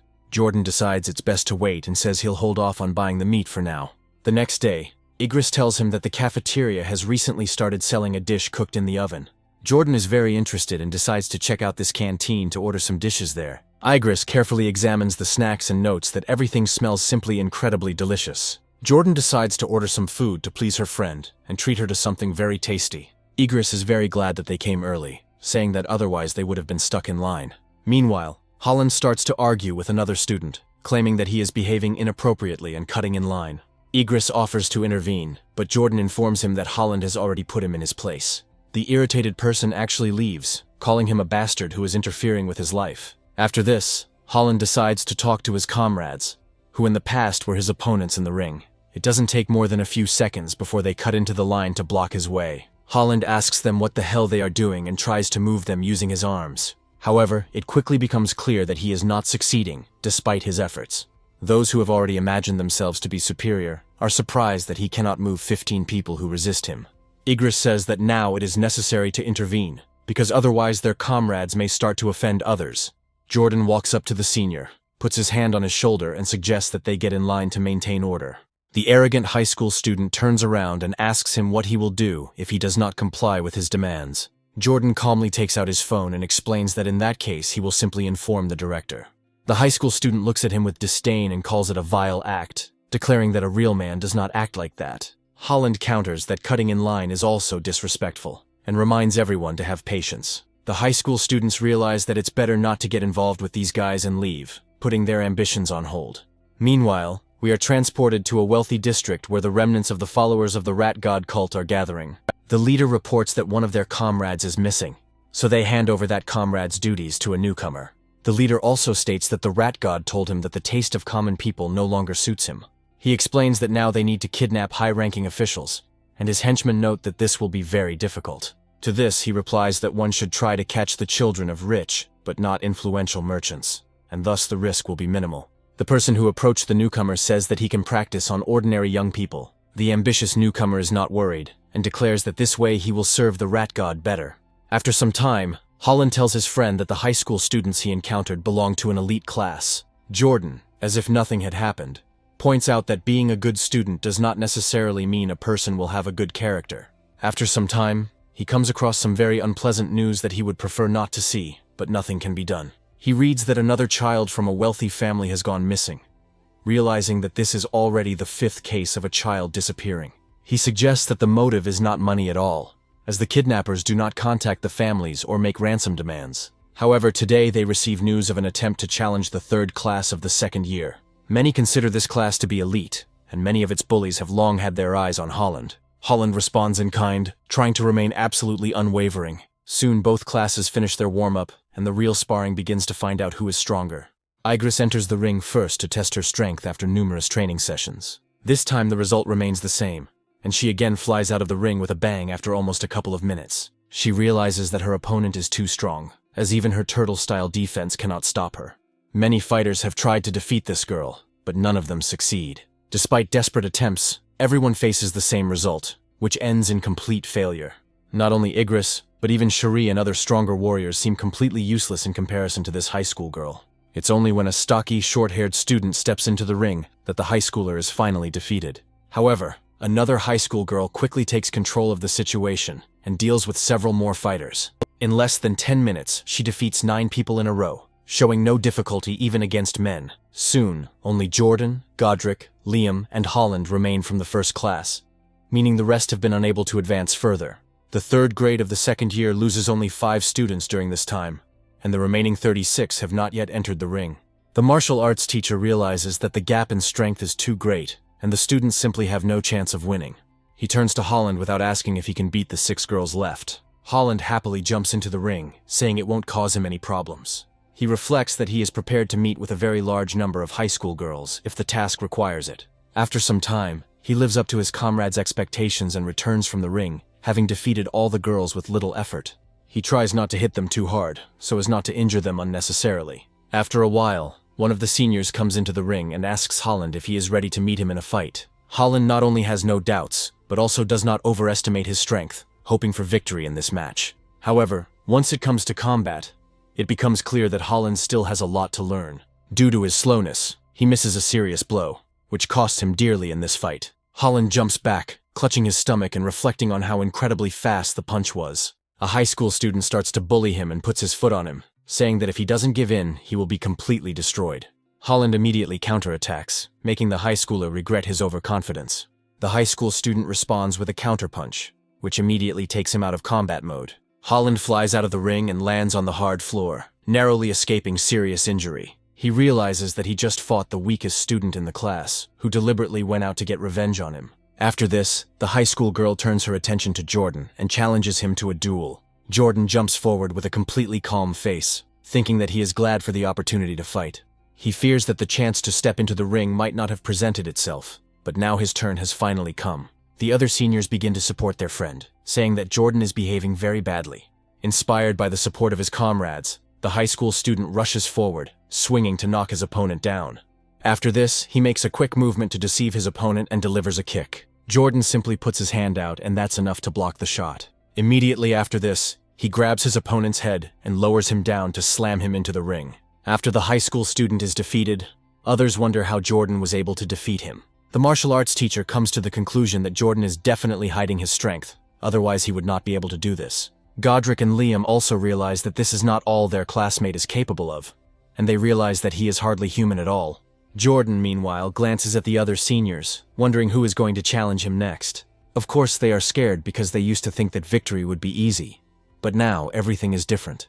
In just 30 minutes, he defeats all of his opponents without using even 1% of his strength. The system notifies him that he has completed the task progress for only 119 people. Jordan reflects that every time there is a sparring session between classes, his turn comes at the last minute. He realizes that he no longer has any reason to follow the high school rules and needs to make his own. Having reached the principal, he asks to organize a personal competition where he can challenge the entire school. The principal expresses surprise and asks why he wants to challenge the entire school. Jordan explains that there is nothing strange about this and recommends visiting the gym to see what he is capable of. The headmistress shows interest in his ambitions and decides to test how strong he really is in practice. She tells him it's late and wonders why he decided to come now. Jordan takes off his shirt and explains that right now he is going to demonstrate his incredible strength. The headmistress is very surprised by his behavior and asks what he means. Jordan calmly lifts a 700-kilogram barbell with one hand, demonstrating his exceptionalism. The headmistress is amazed by these figures and notes that this is even more than what their legendary student once achieved. After that, she smiles and says that she will organize individual sparring sessions for him with everyone at school. Jordan asks her to offer rewards to the participants, because without them, people won't be motivated to try harder. He also says that people should be rewarded for participating so that they feel ashamed to lose. Smiling, the headmistress agrees with him and says that she will do exactly as he said. Jordan asks that his abilities be kept a secret so that everyone doesn't lose the motivation to challenge him. The headmistress decides to keep this secret to ensure his peaceful victory in the competition. After she makes a plan and he accepts it, she says it turned out to be quite easy. The plan catches the eye of a martial arts teacher who can't believe what he sees. Usually, the headmistress acts like a tyrant and walks around the school with a dissatisfied expression on her face. But now everything has changed.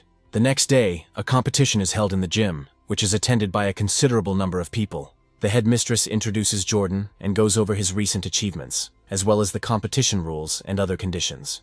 As expected, the room reacts with outrage, with many students feeling that Jordan is being overly conceited. Jordan announces that starting tomorrow, during the 2-hour team break, he will be in the gym.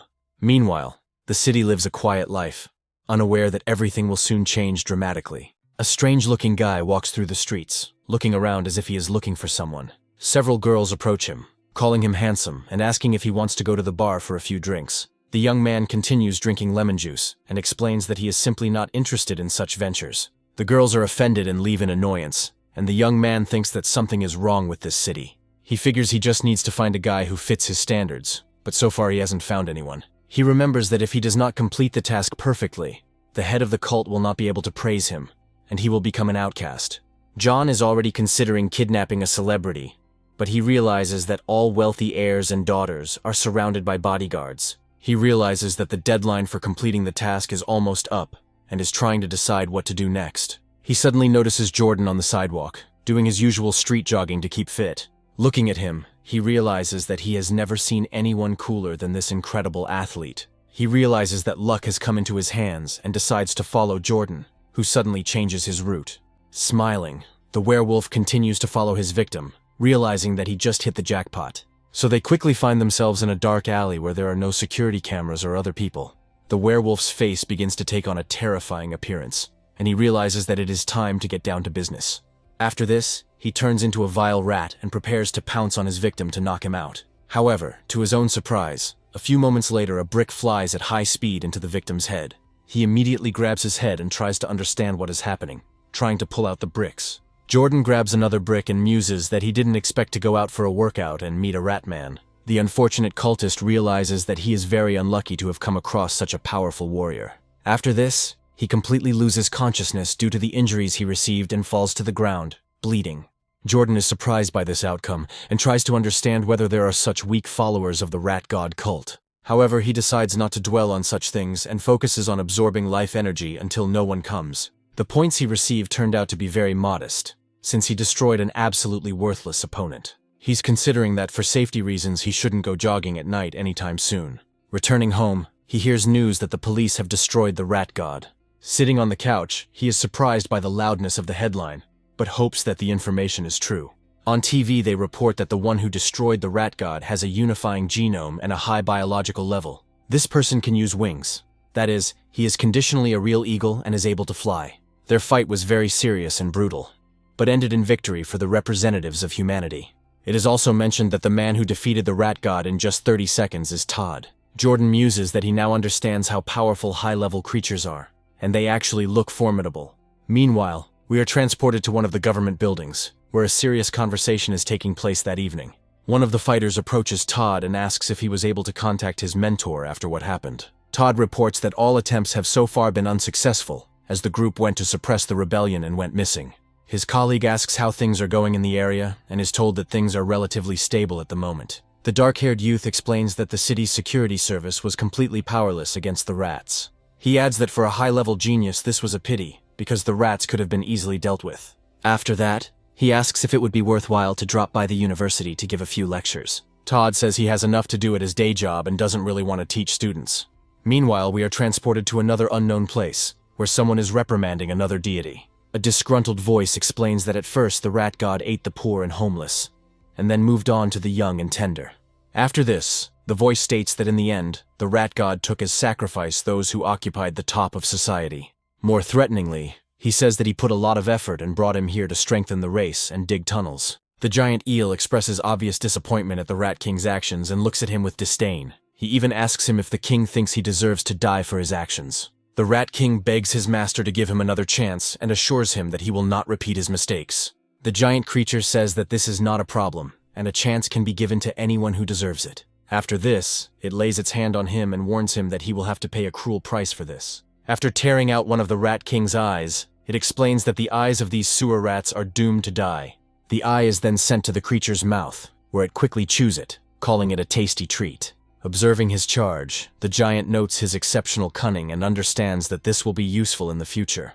After this, he decides to give the king another chance, but informs him that he must now live in the tunnel as he should. Meanwhile, Jordan heads to the gym to wait for any opponent who challenges him. People watching him whisper and think that he is too arrogant and should stop. Jordan himself receives word that 9 followers of the Rat God cult are on the run. He thinks that if he can find these people, he will receive a good monetary reward. However, he understands that if he meets them, he would be better off first behaving modestly and avoiding danger. After this, he goes to the gym and takes his assigned place, waiting for a worthy contender. He also notes that quite a few people came, as many were interested in challenging him. The whole point is that participation is rewarded with lottery tickets, which give a chance to win good prizes. The thirst for victory drives a large number of high school students who hope that they will be able to win. One of the seniors is already raring to go to challenge Jordan and get a date as a prize. However, he is interrupted by one of the girls, who declares that she will be the first to challenge Jordan. Then an endless group of female fans runs after her, wanting to challenge their idol. They enter the ring and surround Jordan, not giving him a chance to move. After this, they rush forward and start touching him, putting him in a very uncomfortable position. Jordan knows he doesn't want to use force on the girls, but he'll have to sweat a little for the mission. Using one skill, he immediately throws away all the girls who come too close to him. Thus, he completes the task almost a third of the way, but he still has a lot of work to do. The girls he defeated say they would like to challenge him to get in the ring again. Jordan explains that the defeated cannot challenge again, as it would be unfair. The girls are surprised, asking how this is even possible, and begin to complain that they wanted to hug more. The older students, in turn, treat him with much more malice, noting that they have had a grudge against him for a long time. Of course, they all end up losing, as Jordan is too strong for this world. After some time, he defeats a huge number of opponents, raising questions about who will be next. A student comes out before him and boldly declares that he would like to fight him to see who is stronger. This man is immediately called one of the best in the elite class of second years, who used to be incredibly strong. Students recall that this man single-handedly destroyed an entire class, but was ultimately taught a lesson by a senior student. Jordan's opponent says that he himself was once very daring, but only until he was treated cruelly. He adds that it was then that he understood the meaning of the phrase that no matter how good a person is, there will always be someone who does it better. After this, he begins to tell Jordan a very long story of his life, which, however, is not interesting. Jordan decides to throw the first punch, and quickly stops the pompous man who thinks too much of himself. One blow is enough to send him flying for a long time. Jordan reflects on the fact that this scoundrel has finally shut up and stopped bothering him. The other fighters cannot believe that such a strong warrior was taken out in just 1 second. After this, they notice that other fighters have arrived and are participating in the battles to restore their reputation. Jordan understands that even the best fighter in this school decided to participate in the fight, which means he won't be bored. The same man who taught many a lesson jumps into the ring and notes that he did not expect to meet such an opponent. Jordan asks the teachers if he can start without waiting for his opponent to finish his introductory monologue. This greatly angers his opponent, and he rushes forward, declaring that such insolent first years must be taught a lesson. Jordan easily blocks his shot, possessing incredible strength and endurance. After this, he throws it aside, noting that he is in a hurry and wants to quickly convince everyone of his capabilities. His opponent flies off into the distance, claiming that it is simply impossible, but he cannot change fate. The rest of the people look at this with horror, trying to understand why they should take part in the competition at all. Jordan randomly selects one of the remaining participants and challenges him to a fight. His opponent is surprised and asks if Jordan is seriously challenging him, to which he states that they haven't fought yet. Someone climbs into the ring in fear, asking to be gentler, noting that he came here just to watch. Jordan promises him it will be quick and knocks him out with just one punch. Ultimately, everyone else decides that it's not shameful to lose to this person for a chance at an iPhone, and everyone refuses to challenge him. Of course, he defeats absolutely every opponent without experiencing any difficulties. He finally completes his task and receives the adaptive biological attribute, which increases his damage. Jordan jumps out of the ring and announces that the competition is over and that the others can go about their business. After this, he grabs Igris by the hand and calmly leads her to the director's office to discuss everything. All this time, the eyes of other students were riveted on him, waiting for such a star to appear. The headmistress congratulates him on his victory, noting that he managed to win first place in the school. She adds that he defeated even the strongest student and is definitely hiding some of his true strength. Jordan explains that he is only hiding a small part, so there is absolutely nothing to worry about. The headmistress remarks that she doesn't think so, since the strongest student has never been close to such a level of physical fitness. Jordan still doesn't show his true potential and greatly downplays his performance. The director chuckled and said that this was actually exactly what she expected. Jordan suddenly returns to her and asks how he can get the money he won. The director takes out his phone and instantly transfers the entire required amount, noting that this guy is too cunning.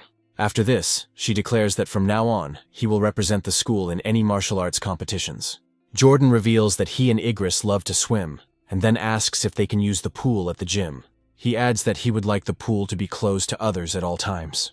The headmistress says she doesn't see anything wrong with this and allows them to use the pool. Jordan notes that he doesn't like people looking at him, so he would like to cover all the cameras. The headmistress speculates that Jordan may have planned something shameful because he wants to be alone with Igris. Several images come to mind that are best left uncommented to avoid problems.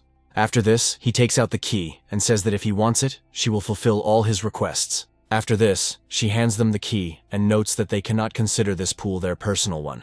Smiling, she places her hand on his shoulder and advises him to be careful and try to avoid any accidents.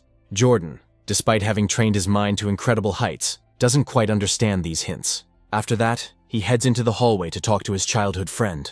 He reflects on the fact that now he will finally be able to find out what superpowers she really has. Igris also turns to him and asks if he can help her with something important. Jordan asks what she needs, and Igris explains that she signed up for a singing class and has already mastered the basic solo part. She asks him if he can practice with her tonight to hone his skills, and he agrees. After this, she joyfully raises her hands in the air and notes that she is now calm about her future. Jordan watches her and realizes that this will help her gain confidence. We flash forward to this evening, when Jordan decides to visit his friend. They spend the evening practicing their singing skills and honing their Igris skills. Her parents notice that the children have grown up, and now it is a little inappropriate for a boy and a girl to be alone in the same room. Mom says they grew up together as friends, so there's nothing wrong with it. She also begins to resent her father, and notes that the old man would be better off minding his own business. These words reach Jordan, and he realizes that something seems wrong. Standing up, he notes that they have been rehearsing for half an hour already, so it is better to stop and return to their studies. He says that tomorrow after school it would be better to go to the pool, and asks her not to forget to take a swimsuit. Igris says that she will wait for him tomorrow afternoon after classes near the pool. However, as soon as he leaves, she begins to anxiously look through the wardrobe. Sorting through her clothes, she still can't decide what to wear for tomorrow's class. She faces a difficult choice, as she must choose between an open or a closed swimsuit. Looking at the open swimsuit, she assumes that it is quite revealing and not very suitable for these purposes. Unnecessary thoughts arise in her head, which are better not to comment on, considering that she is still a child. After a moment's hesitation, she realizes there's no point in choosing, since only Jordan will be there. We quickly travel back in time to find ourselves back at the moment when training takes place in the pool. Jordan goes out to the pool first to check how clean and spacious it is. Taking a closer look at it, he is pleasantly surprised by the size of the pool. He also looks at the cameras that are taped over and remembers the headmistress's words that she had thought of everything. After some time, he hears Igris's voice, calling him to discuss something important. Jordan turns around to see his childhood friend all ready to swim. She apologizes to him, noting that she didn't mean to keep him waiting, and then runs closer. Jordan immediately advises her not to run so as not to slip, inwardly noting that she is very cute. After this, he recommends that she start training, trying to hide his embarrassment as best he can. Their training is going very well, as Igris feels right at home in the water. They can hold their breath for a long time and swim underwater, feeling great. Igris suddenly stops, looking at Jordan intently without saying a word.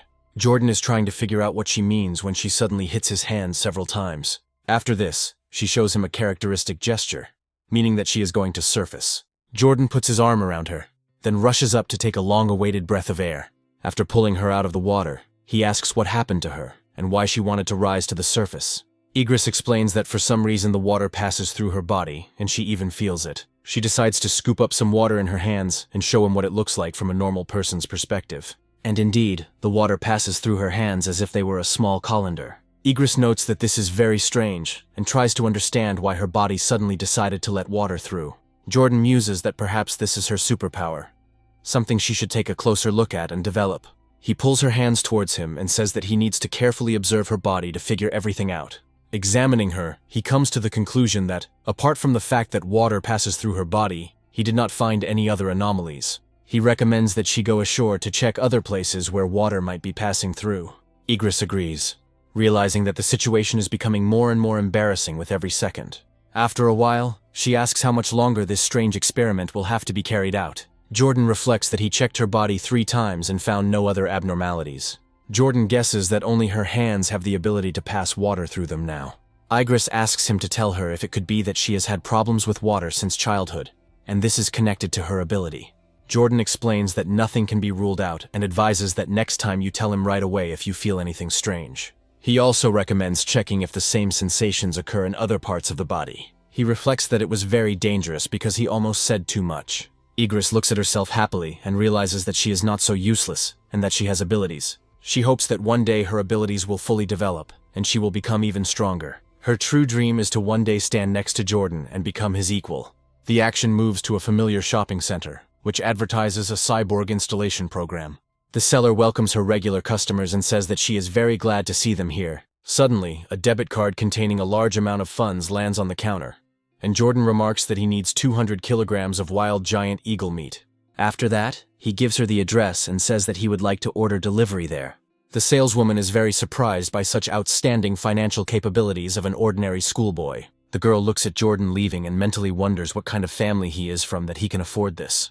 After the delivery is completed, he asks for reviews to make it easier for her to sell the products. Jordan reflects on the fact that his royalties this morning were $120,000. After looking at the product, he realizes that this amount of meat should be enough to move on to the next level. Putting his hand to it, he wonders what will happen to him now.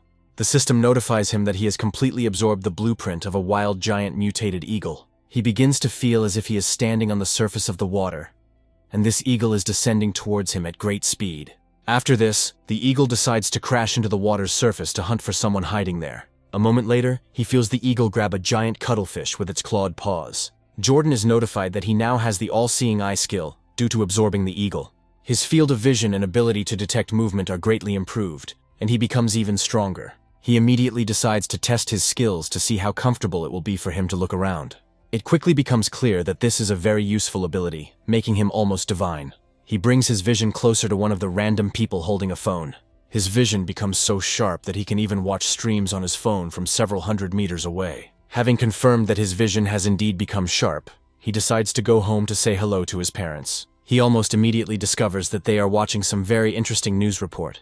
News reports indicate that recently, carriers of a triple gene fusion mutated in a public place, and hundreds of people died. One politician said that genetic engineering is a mistake because monsters are eager to take on human form.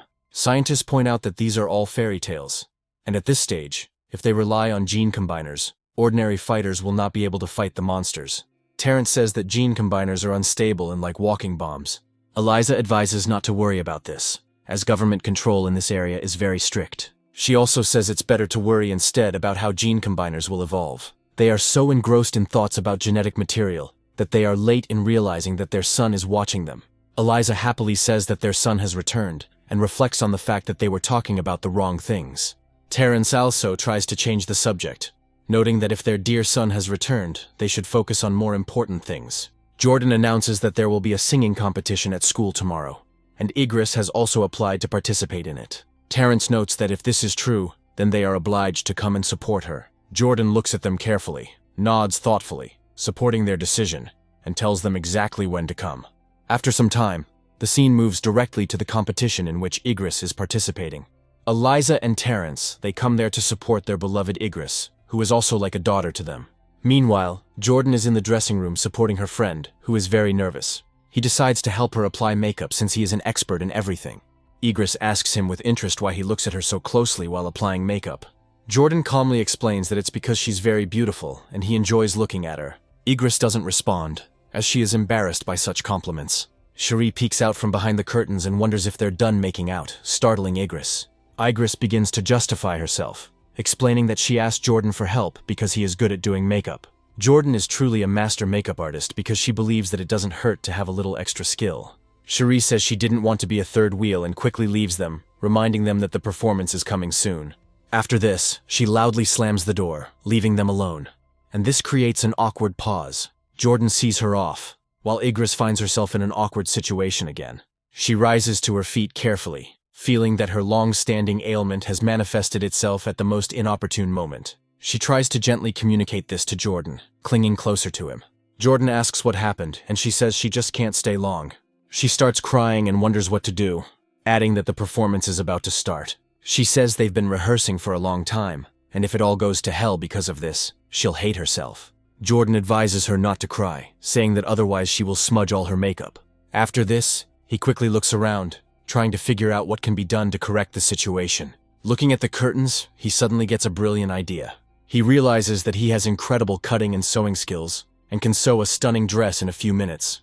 After this, he checks other desks to find scissors and other supplies. Without thinking twice, he removes one of the attachments to check how strong and suitable it will be. Then he places the hanging object on the desk and begins to carefully fiddle with it. Igris watches him closely, carefully wiping himself off, and tries to understand what this is all about. She quickly discovers that he has managed to make a stunning dress using only scissors. After that, he hands her the dress and tells her that she should quickly change in the restroom so as not to be late. Igris thinks it will be faster if she just changes here. Jordan realizes that the situation is getting weird, but decides to follow her words. After this, she turns away and says that she can change clothes, since he will not be peeking. Yet, as soon as she begins to change, Jordan feels the situation become increasingly embarrassing. Luckily, Igris manages to change quite quickly and put on a new dress, which was made in such a short time. She reports that he can turn around, and Jordan feels much more at ease. She also thanks him, saying that she just cried and now she is not afraid at all. Jordan pats her on the head and notes that the performance should go well. After a while, the host calls Cherie and Igris onto the stage, after which they put on an amazing concert. Of course, after this they become winners, since such a performance should be rewarded with top places. Jordan watches them with pleasure and claps louder than anyone else to support her friends.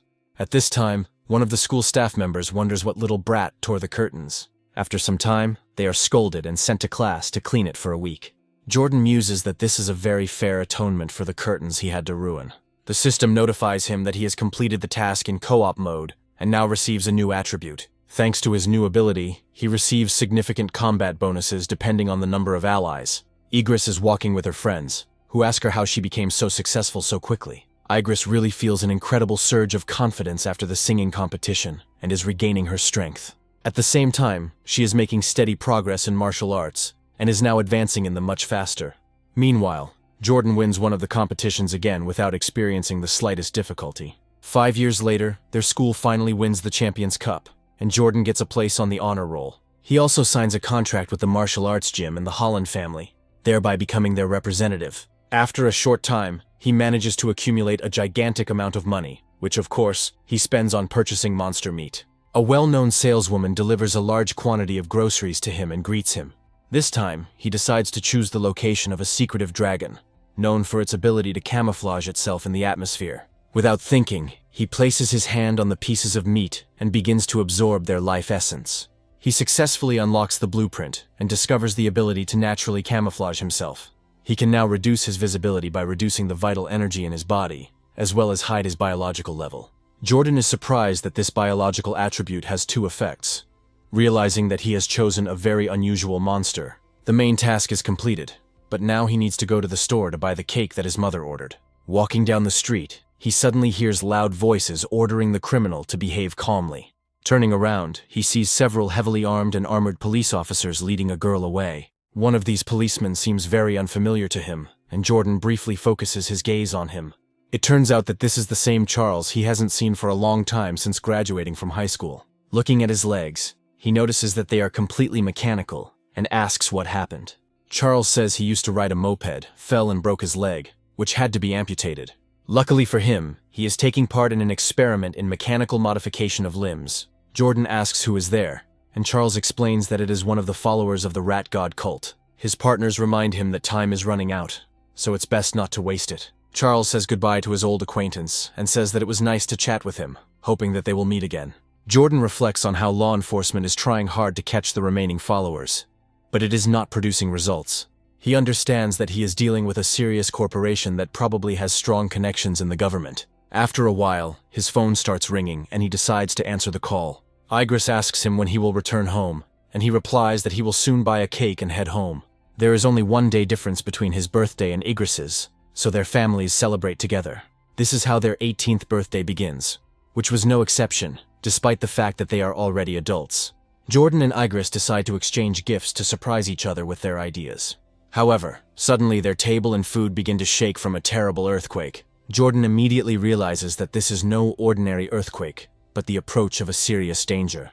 Meanwhile, somewhere underground, a huge number of rats are digging a tunnel to do something terrible.